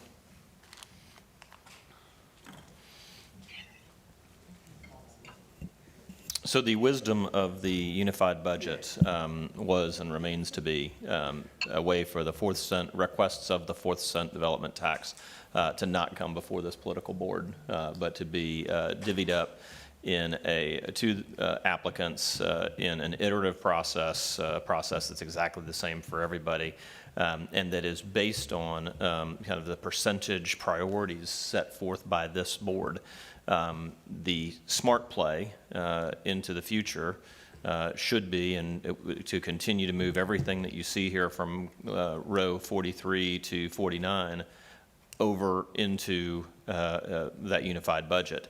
And they should be things that have to be asked for, things that have to be validated, where you actually see the return on investment for each of those things.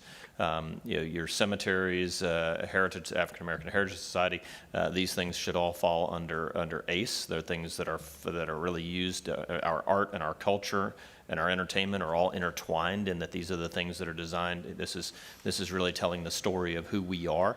And we can very easily protect the equities of the longtime assets, such as the cemeteries, simply by stating that a certain amount of money will be focused on maintaining these assets that are a part of our story.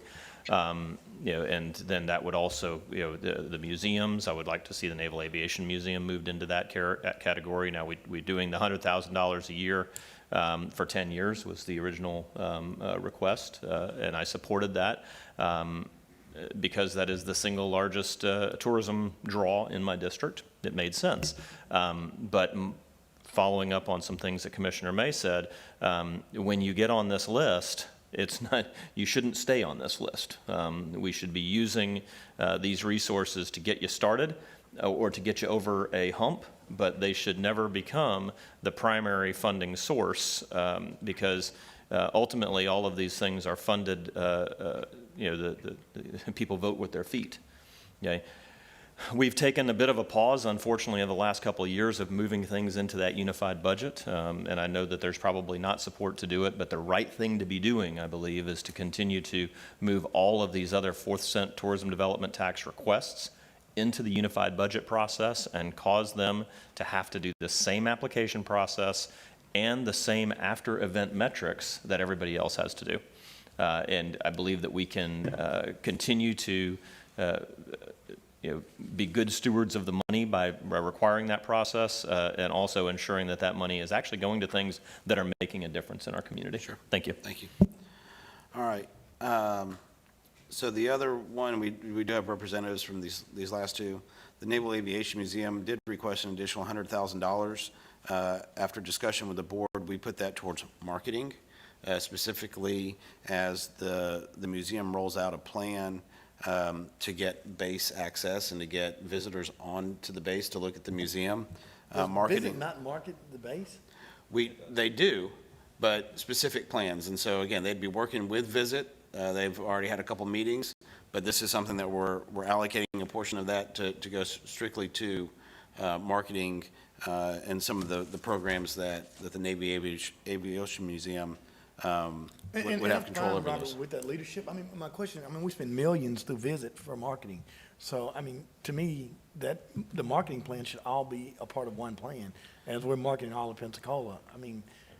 I think we come into a slippery slope when we start to say, well, let's pull out another $150,000 just so Cadillac Banks to market this, or I want someone to pull out $100,000 to market youth sports. And, that's Visit's job, and the Visit is not doing that job. We're allocating millions.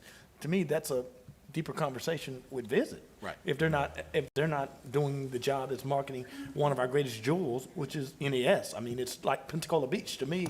That base is very important in the work that we've done with the Cradle of Navy Aviation. And so, it should be more than $100,000. It should be a lot of resources being put forth to market the base, but I just don't know if I it agree. should be pulled out. Let me have Cindy come on up and see if she wants to go ahead and talk to it. And part of this is that I think another part of what we've discussed on the board, though, is as kids come to the Flight Academy, that we're also marketing to those families to stay here for an additional, during the time of the Flight Academy. So that helps tourism as well as get people on the base. Oh, absolutely. And Mr. Chairman, I agree with you. I just say that that's Visit's job. That's their job to do that. And I think that's why. And the reason I say that, and I think the reason that I've been supportive of Visit in this marketing, because you're supposed to get more TV buys. You're supposed to be getting more media buys. That's what they've sold us on. This collaborative, unified showcase that everything that we want to market, that we can get more bang for our buck on the one umbrella to market anything that benefits and promotes tourism in our community. And, I would be disappointed if that's not happening, as many resources we've given to make that happen. So I'm not opposed to the money. I'm just saying, how do we get the bang for the buck? It should all be included in what we're marketing. Yes, sir. I agree with that. Visit Pensacola should fund it. So I very much appreciate what Commissioner May is saying. Thank you very much. No, thank you for being here. We are working in conjunction with Darian's group, Visit Pensacola, for the marketing. This was very specifically, the money would be very specifically geared towards working with tour bus companies and a vetting process and letting people know the museum is open, so you can get on. There's just a special way to go about doing it now. You can't just go straight through the gate.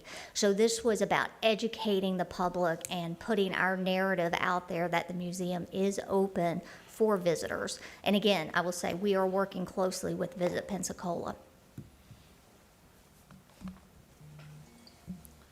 So,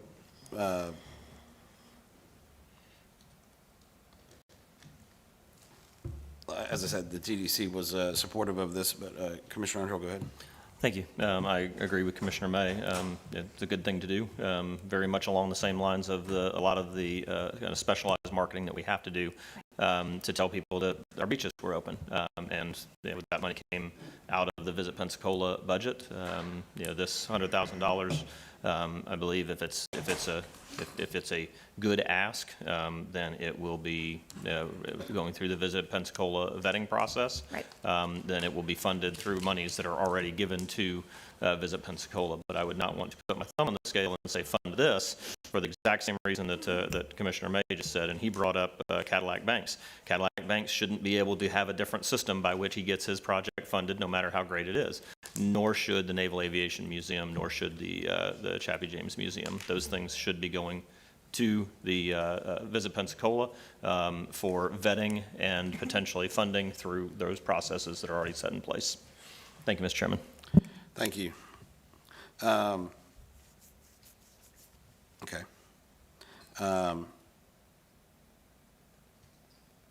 So we're hearing that we want this additional $100,000 to come out of the unified budget allocation? I'd be careful to state it that way. I think that the request should go to to Visit Pensacola, should not come to us in the budget. Thank you. I mean, with a strong hand that we support it because of how important. I would say, though, that I believe the reason us. this came to the TDC, though, was that because it is outside the parameters of what Visit Pensacola is giving to, they've tried to revamp their outside agency requests. And although they do have it more marketing focused now, that they try to limit it to a dollar amount. And so because it was a larger request, that's why it came to the board and is ultimately coming in front of this board.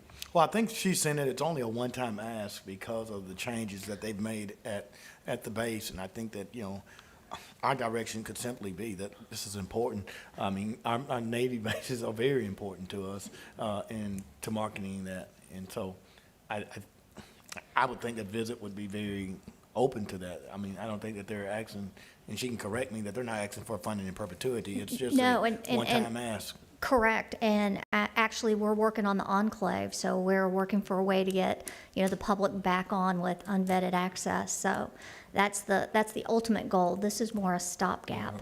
And I think that's a much bigger discussion, that part. But I mean, I don't see this as necessarily an outside agency thing that Visit would be funding.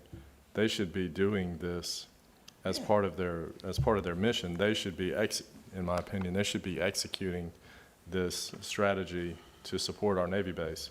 Absolutely. And if they're not, then that's a conversation that we should take up as leadership with Darian. They should, and if they're, obviously there are challenges. I think, many of us have been out to the museum, have spent time at the base the last year and a half since COVID and all these issues. I think we're all familiar with what's going on out there. And if Visit is not able to adapt their marketing program to incorporate the current environment of COVID with the Navy base, then that's a conversation that we as a board should have with Visit probably. Yep. But I would rather Visit be the one that's procuring the advertising and spending the money, from my point of view. Perfect. Thank you, Cindy. Thank you. Yeah, Mr. Chairman, this board has been very generous with regard to Visit and the struggles that they had throughout COVID, and I think I agree with Commissioner Berry. That's exactly the stuff they should have been, should be addressing. Yep. We don't know when the base will be reopened to civilians, but Visit Pensacola should be working with all of the partners to have a plan in place for how we let people know that the base is open again. I honestly, to be continuing to use the word enclave as though it's a thing that's got a whole lot of legs in it is just absurd. Actually, Those it's of us, well, what has been presented as enclave, I mean, okay, well, like Stephen said, it's a whole different conversation, but at the end of the day, it's a military base. At the end of the day, preservation of the military missions is top priority and second priority and third priority and fourth priority. And so we have to be cognizant that a lot of things that we are hopeful of may not come to fruition in the way that it does, that we hope it will. And we should be prepared to respond to the realities dictated by region. And that's what Visit Pensacola should be working with this, as I said, single largest tourism draw in my district. That to hold it to the same, to be talking about it in terms of the same as you would say a jet ski race at the Floribama is absurd. Sure. That's not, I would hope that they have a more proactive and more flexible model for how Visit Pensacola does its job. Thanks. Well, the reality is we have a lot of great local community leaders that are working on the program that we think that we can hopefully get it done in the next 2 years with the help of FDOT, going off of some models that we have, and we have the support of the military to work towards a solution that both accomplishes the military's mission and that of allowing public access to the cemetery. So, I mean, shake your head all you want, but we're going to move forward with it, and I think it's going to be great for our community to give them access. So, the last one is the General Chappie James, and if you want to come on up. Again, board, this is a one-time ask that they're asking to help fund the memorial that's be at the foot of the bridge. The TDC had also deemed this as as something that was tourism related and worthy of some support. So, okay. I'm here to answer questions. Okay. I'm Chris Dosev, reside at 1725 Whaley Avenue. I'm the chairman of the board of the General Chappie James Memorial Foundation. I would say I'm not familiar with Visit typically doing a brick and mortar type request, and I think again that's part of the reason why it came here. The board did support it. This is a lower level than what had been initially requested, and something that we felt we could get behind, and of course would appreciate the board's support on this as well. Commissioner Underhill. Captain Joseph, I mean, I made a promise to you that I'd support the naming of the bridge. In that came was a very robust discussion about the use of public dollars for memorials, that I don't support those, and the statement that was made at that time was that the memorial itself, the statue, would be built with privately raised private dollars.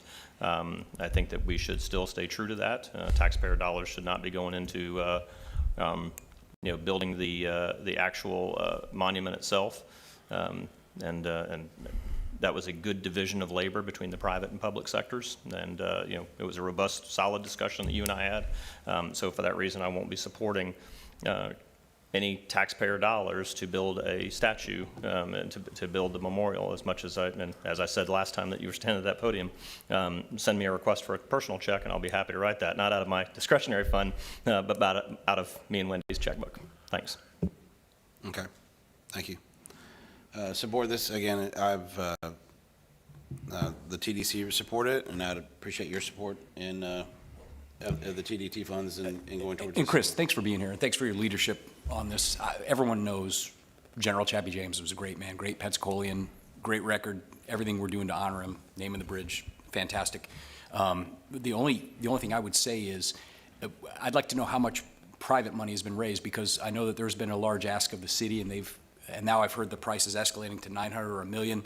And now I'm hearing that the statue is going to be at the same level as the bridge. It just seems like this thing is taking on a life of its own. How much private money have you raised? Most of all the raising has been in-kind donation by engineering firms and law Well, that firms. has a value to it. Oh, it has a value, yeah, tens of thousands of dollars in engineering alone. Okay, so that's pledges of folks to No, they've actually done the work. We've got a plan. We've got a plan for the plaza. It's being elevated because we don't want people to be driving across say, if you can visualize, there's a lower portion of the road coming off the bridge before it hits the flyover. Mm-hmm. The flyover raises. Prior to that, if you based on the location we've decided to put this the site, you'll need to elevate that so that you're not looking down on the general. So there's 3 components to the plaza. You'll have the plaza, of course, but there's 3 components. You have the statue on a pedestal. You'll have the F4 Phantom, and then you're going to have a flag. And the flag we're looking to put up there is probably, flagpole anywhere from 60 to 80 feet. Again, we have to visualize, we have to get an aesthetic visualization there on a rendering, because that's been an added new component. And so as you come north on that 3-mile bridge, you're going to see the flag first, because we're looking to put the biggest flag in Pensacola on that. Right. And that will direct your eyes to General James, the structure, the sculpture of General James. And of course, you'll see the F4 Phantom. So those are the 3 major components. And so that other than the flag being added, the rendering has been, for the most part, consistent. Have the plans, and I don't mean to jump ahead, but have the plans, okay, you've got engineering in-kind services done. Have those plans been provided to the county's engineering folks or the cities? They've been provided to, let's see, who are they? And where are they at, 80%? No, 60%? they've been provided to the engineers at Battle, Reball, FDOT, WSP, the consulting engineers of the Skanska project. So they've been informed ever since actually I met with the WSP in Minneapolis on September 15th, the day before Sally, up in Minneapolis. After that, I drove down to Wright-Patterson Air Force Base and met with the Air Force Museum, and there are people in charge of static displays. So all this coordination has been taking place. In fact, I just spoke with Dusty Moss, who was in charge of landscaping with FDOT just yesterday, and they're putting us into the loop. The major announcements, and I don't want to disclose them to you here, coming out this week. It's not next year, this week, because September 18th is the 74th anniversary of the United States Air Force, the establishment of the Air Force. So circumstances have changed from my first meeting here at the county, and we know what those circumstances are. We're talking about COVID, and we're talking about Hurricane Sally. Well, major issues. And I don't mean to jump ahead again, but okay. No, but there's one other thing, though. One thing has not changed. Okay.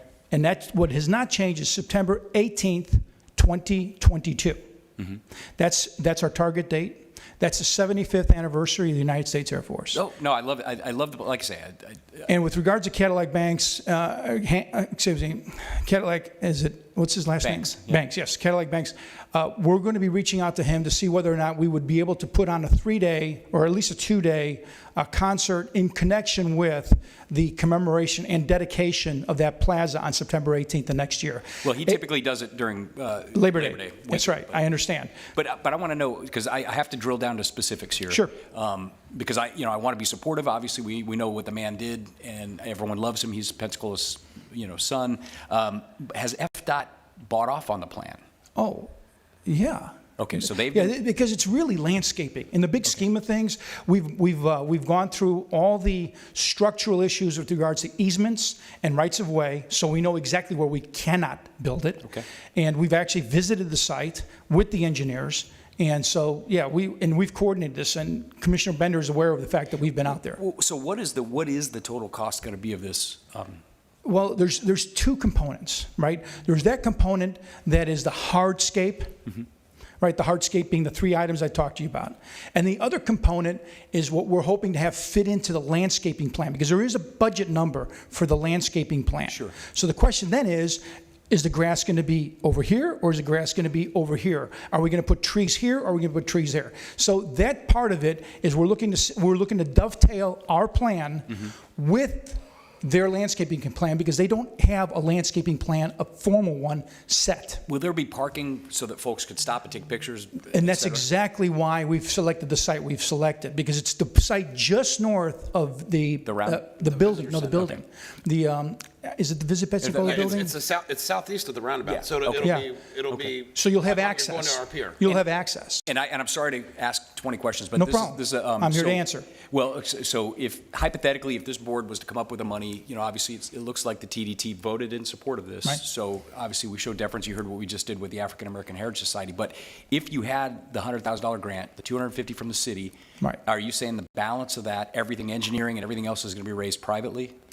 from Correct. private citizens. The 350 would be doing, what the 350 does, in essence, is commits to the sculptor, okay? And then we get a maquette. It's like a mock-up of the actual. Yeah, we saw one recently. Okay, yeah, we get a maquette, and then, what, you know, in the big scheme of things, we need buy-off from the municipality and the county.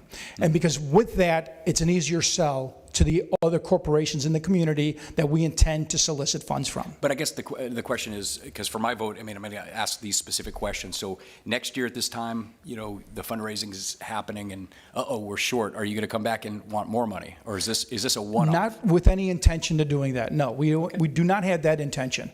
This is, you know, as the bridge is anticipated to be there for the next 80 years, we anticipate this monument to be there for the next 80 years.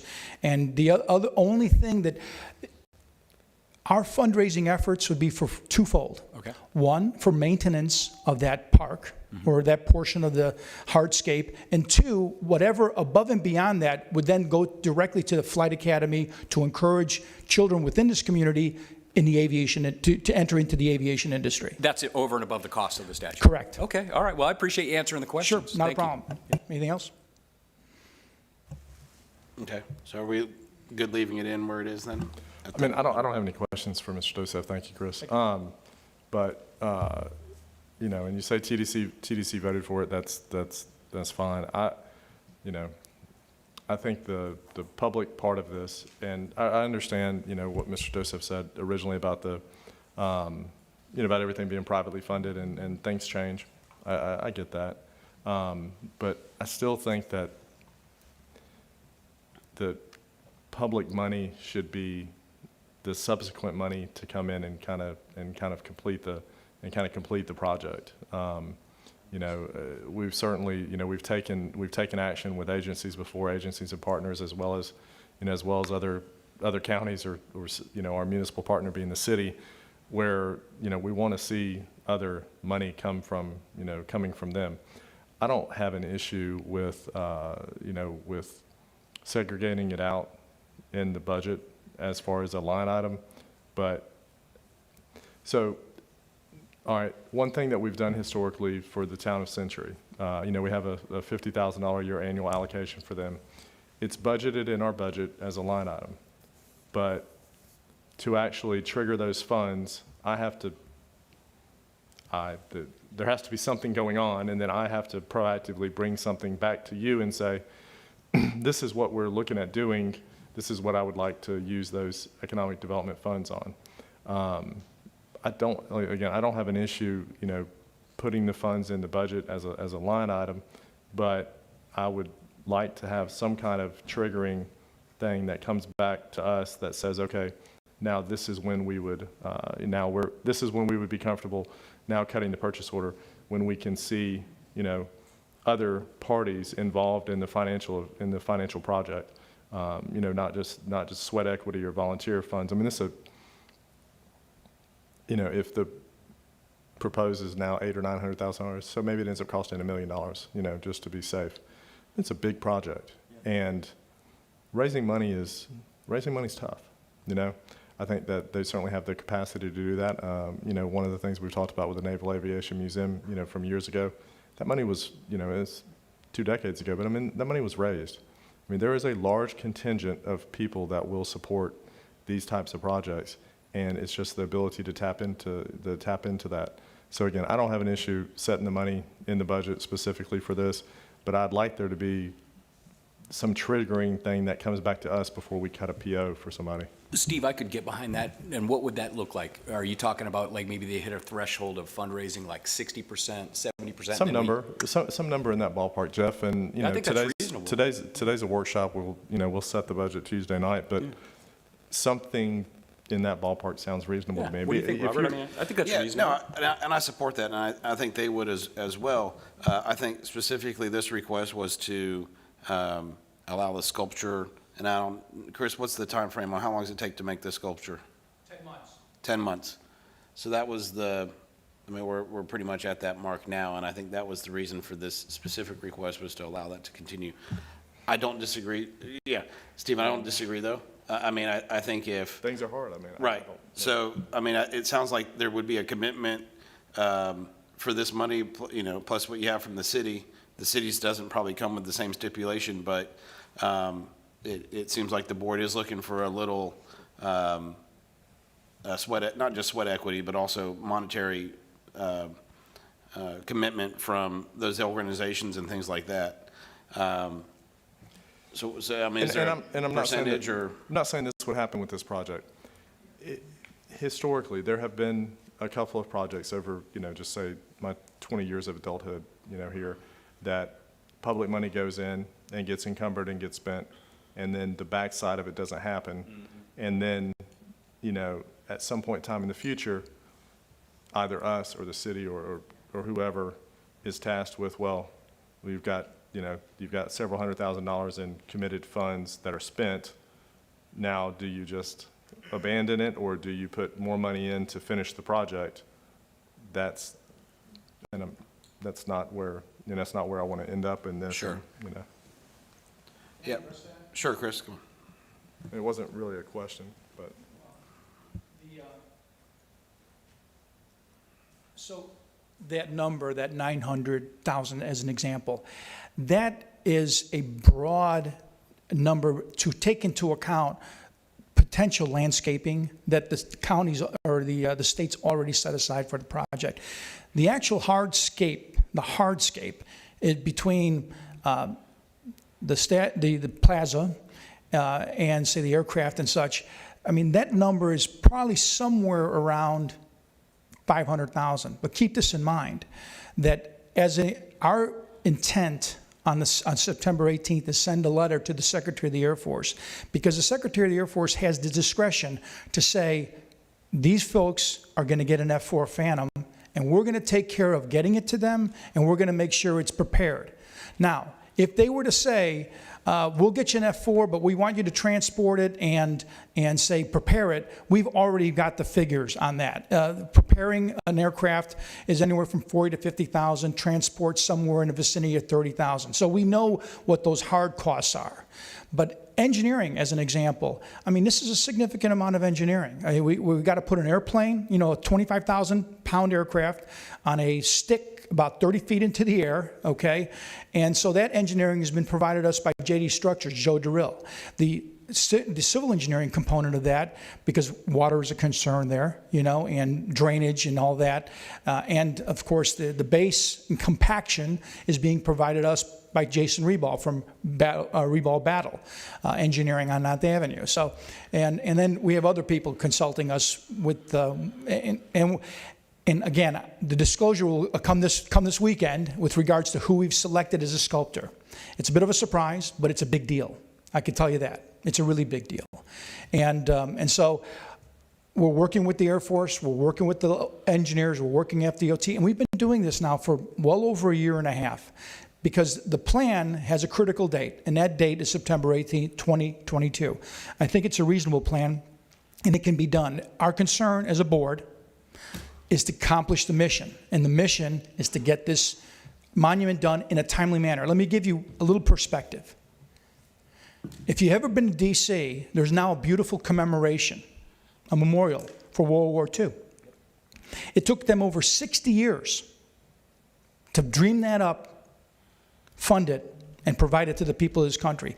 And for the last 15 years, we've been rushing all these World War II veterans up to D.C. on these honor flights.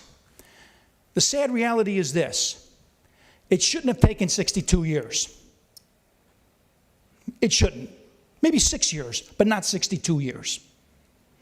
Those men and those women were denied the opportunity to visit a memorial that commemorated the deaths of all those men and women lost in World War II.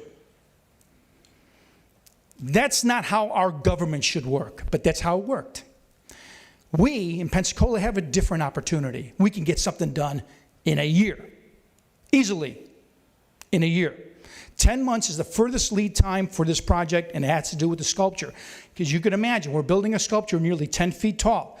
The artist that's selected is a very special man, and you'll find out who he is this weekend. In the big scheme of things, though, in a big scheme of things, that's how government should work. When a community comes behind something and decides that it wants to do it, as the city of Pensacola has done, spoken loudly and clearly, that they want to honor their hometown hero, General James, it needs to be done in a timely fashion. We don't need to dither. We need to get the job done. That's how government is most effective. And that's how we, as a Pensacola and Escambia County, should be committing to this project. Thank you. Chris, I would just say this. You've heard some general support. I would just tell you this. Go out and show us you can raise some money. Raise some money and bring us a number back. The big thing is That's what having we a want to plan. see. The plan has to be, people need to see that the community is behind this. Anybody I raise money to, they're going to say, Excuse me. I think you hear support. We want to see you do your part. We're and talking raise the about money. 100,000. Think about this. We paid over 135,000 to take down a monument. Right. Okay? And we still haven't got the finished cost on that because we got to put it back somewhere. I think it's powerful. It's powerful if you come back to this board in a week and a half. And you bring. Okay, Right. I've got commitments from 10 retired officers, whatever the number is. Bring back some commitments. Bring back here's some hard money that I've raised. I don't want to ask retired military officers for monies that corporations and communities can provide. That's your choice. But Okay, no, the bottom line is they've already volunteered. They've already served their countries. Sure. This specific country. Sure.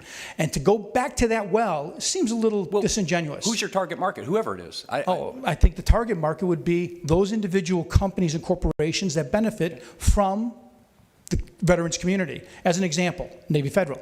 Sure. Yeah. USAA. Yeah. Northrop Grumman. Have you approached them? No, because we're doing the plan. I have to sell something. If you're making a hot dog, right? The guys want to see that you got the hot dogs. Sure. Right? So I got to show a plan, and the plan comes with the maquette. The plan comes with a depiction, a rendering. So all those things are part of this plan. But your meeting is today. Right. No, we have another meeting next week is the big Okay. one. But I'm just going to say, I'll just wrap it and put a Yeah. ribbon on it. But anyway, I think you hear support, but we want to see you Thank you. raise some money. We want to see some money. I understand. But I got to get the plan in place. So, and Steve, one second. So I think what I heard, and I heard some numbers thrown out, I think we're good leaving it in the budget. Okay. $100,000 commitment. Thank you. And if I do my math real quick, sounds like you said it could be done on about 500,000. The hardscape. That's right. And you got 250 from the city. Correct. And so I think that 150 in commitments and pledges before we would release our 100, is that? I mean, that's. If the number's 500,000, then that would be our last money in. I mean, it's going to take. I mean, if you don't have the money in hand, it's going to take some pretty firm pledges from folks from corporations and folks, and community support is not board support, in my opinion. Community support is private sector support. Yep. I mean, that's the broader, that's the broader community that supports something. The board can support something, but again, I think our dollars should be the last ones in. And Chris, obviously it's a very emotional topic for you. You're very passionate about it. I think it's a very good project. The majority of the board supports it. I'm trying to help you. You do have a very close personal friend on the board, a longtime ally who is not supporting you. So I hope it's recognized the goodwill that you have from the remaining part of the board that's trying to work with you in your group. Right. So I'm okay with what you're saying, Robert. That's quite an ask to turn around, $150,000 in a week. But if it's something that's that popular amongst the private sector, then it's feasible. I wasn't within saying a week? No, I wasn't. I was saying. I didn't know what you were saying, Rob. You were just saying that number whenever you hit it. When the purchase for the purchase order. If the number stays in and if the number's 500,000 to actually build the statue, the physical part of it's 500,000, then that would close and our 100 would be after 400 other funds are committed. I think that's reasonable. Then that's an okay outcome. I'm sorry, I thought you were saying he would have it by Tuesday, but no, just wanted that threshold. Right. But to trigger that, and I'm sure that, that's something we're discussing publicly, so it's not you know, it's not going to be written in a code or something, but it'll be, you know, archived and memorialized amongst our meetings. And then, you know, when they hit that figure, they come back and have the purchase order. Like I said, you know, for some period of time, you know, at least for a few months. I mean, you're chairman. I hope, you know, hopefully you can get it done before that term's over. But I would expect when, you know, when that number is hit, that you put it back on the agenda. The same way back to the Town of Century discussion. You know, I would have the discussion with the mayor or Scott Luth or whoever about a project, and when there's one that seems like, okay, you know what, I'm going to now take it to the board and ask the board to, you know, release those funds. That's, in this case, what I would kind of expect you to do is say, okay, I'm now comfortable, the funds are there, I'll take it back to the board ASAP. Okay, perfect. So can we make it a dollar for dollar, 100,000 for 100,000? Well, let's talk, Okay, and we'll see what we can. okay. So. Thank you. Mr. Chairman? Yes, sir. I would hope that that talk and that conversation has an actually documented budget. The cost of demilitarizing an aircraft and properly doing corrosion control for the environment that you're proposing putting this aircraft in, probably considerably higher than most people would imagine. We know this because we've had discussions with FDOT with regard to the ones that are at the visitor centers. You know, we know that when you see those numbers, you're like, oh my gosh, it's amazing how much it costs to do proper corrosion control on these assets when they're, you know, hanging on a stick. So, you know, quite a few numbers have been thrown out today. Would very much, I mean, by this point in the game, we should have a fairly thorough budget.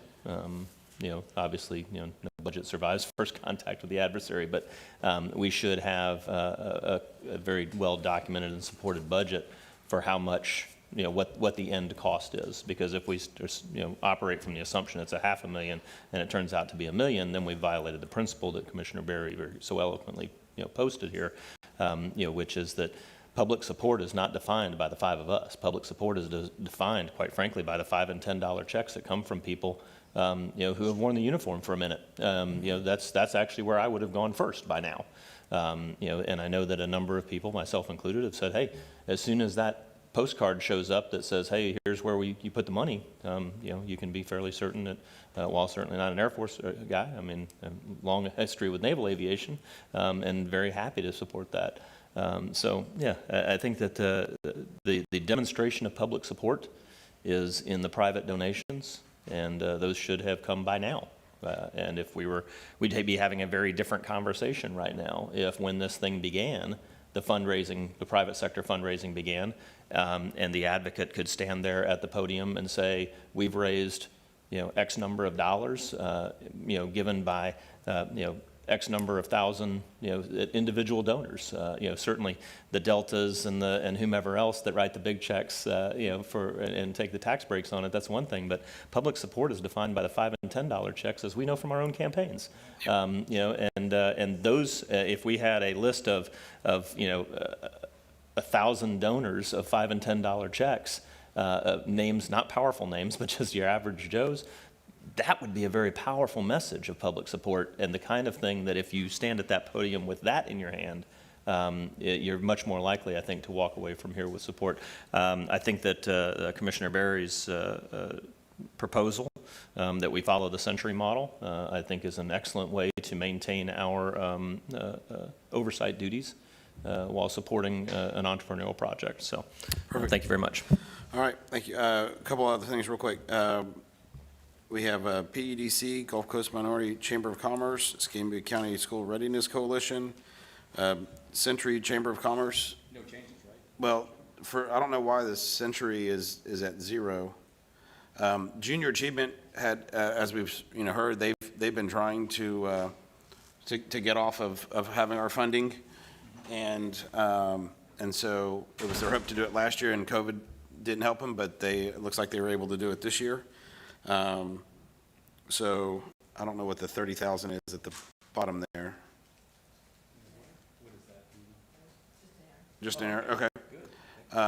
Do we have if we go down a little bit further, do we have, where is the Century? Century okay, Chamber of Commerce, okay. It's moved on my sheet, so. I don't see anything else there. Again, well, what about Keep Pensacola Beautiful? Why was yeah. I mean, for my feedback, I don't mind if Keep Pensacola Beautiful is funded at the higher amount, given I the don't enterprise, either. the enterprise Solid status waste. of solid Yep. waste. Yep. That's not an And issue. I think those are some of the MOUs that we've done that over, probably increased them over the last year. Yeah, and the return on that is a good one. That's okay. Yep. Okay, anything else for the good of the whole? We're adjourned. Thank you.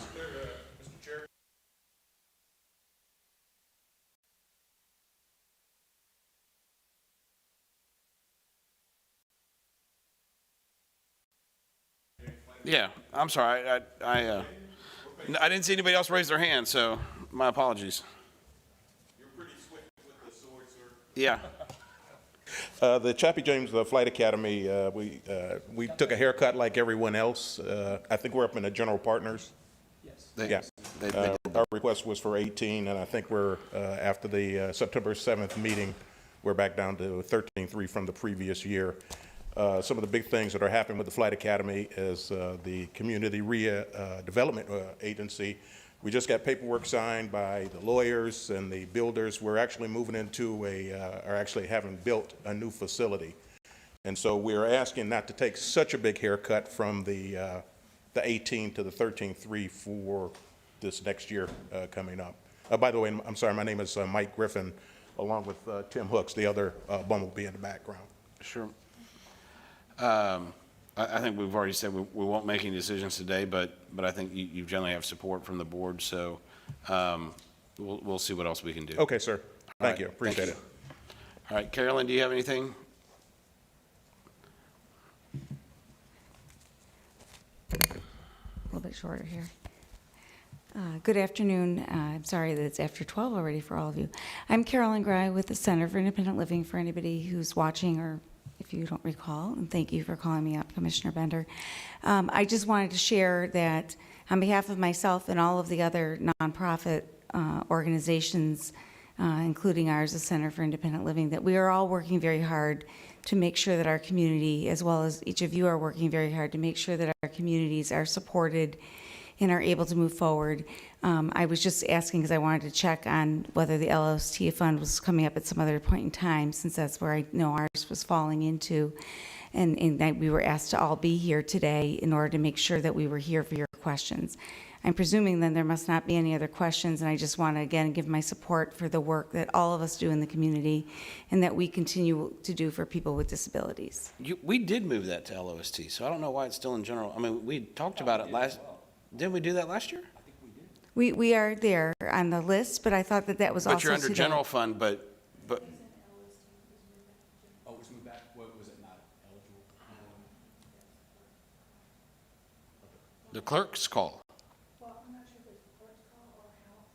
It just, sorry, just turn in the. Got it for the speak- yeah, record, speak so- up, Sorry. Yeah, because it's Robert, you mentioned that, and that keyed in When because. she mentioned it, I was like, we did that last year. Yeah, I thought that we did because It was supporting jobs and. Yeah, Job exactly, creation yes. and And it freed job up programs. general fund money. Yeah. Yeah, this particular program, I mean, we do lots of things. Yes, ma'am. But this particular program is all about creating opportunities for 14 to 26-year-olds Yeah. towards having employment. Exactly. I would be supportive of it if it comes out of the local option sales tax, because again, I support what you do. I think you do great things, and I want to help people who have disabilities.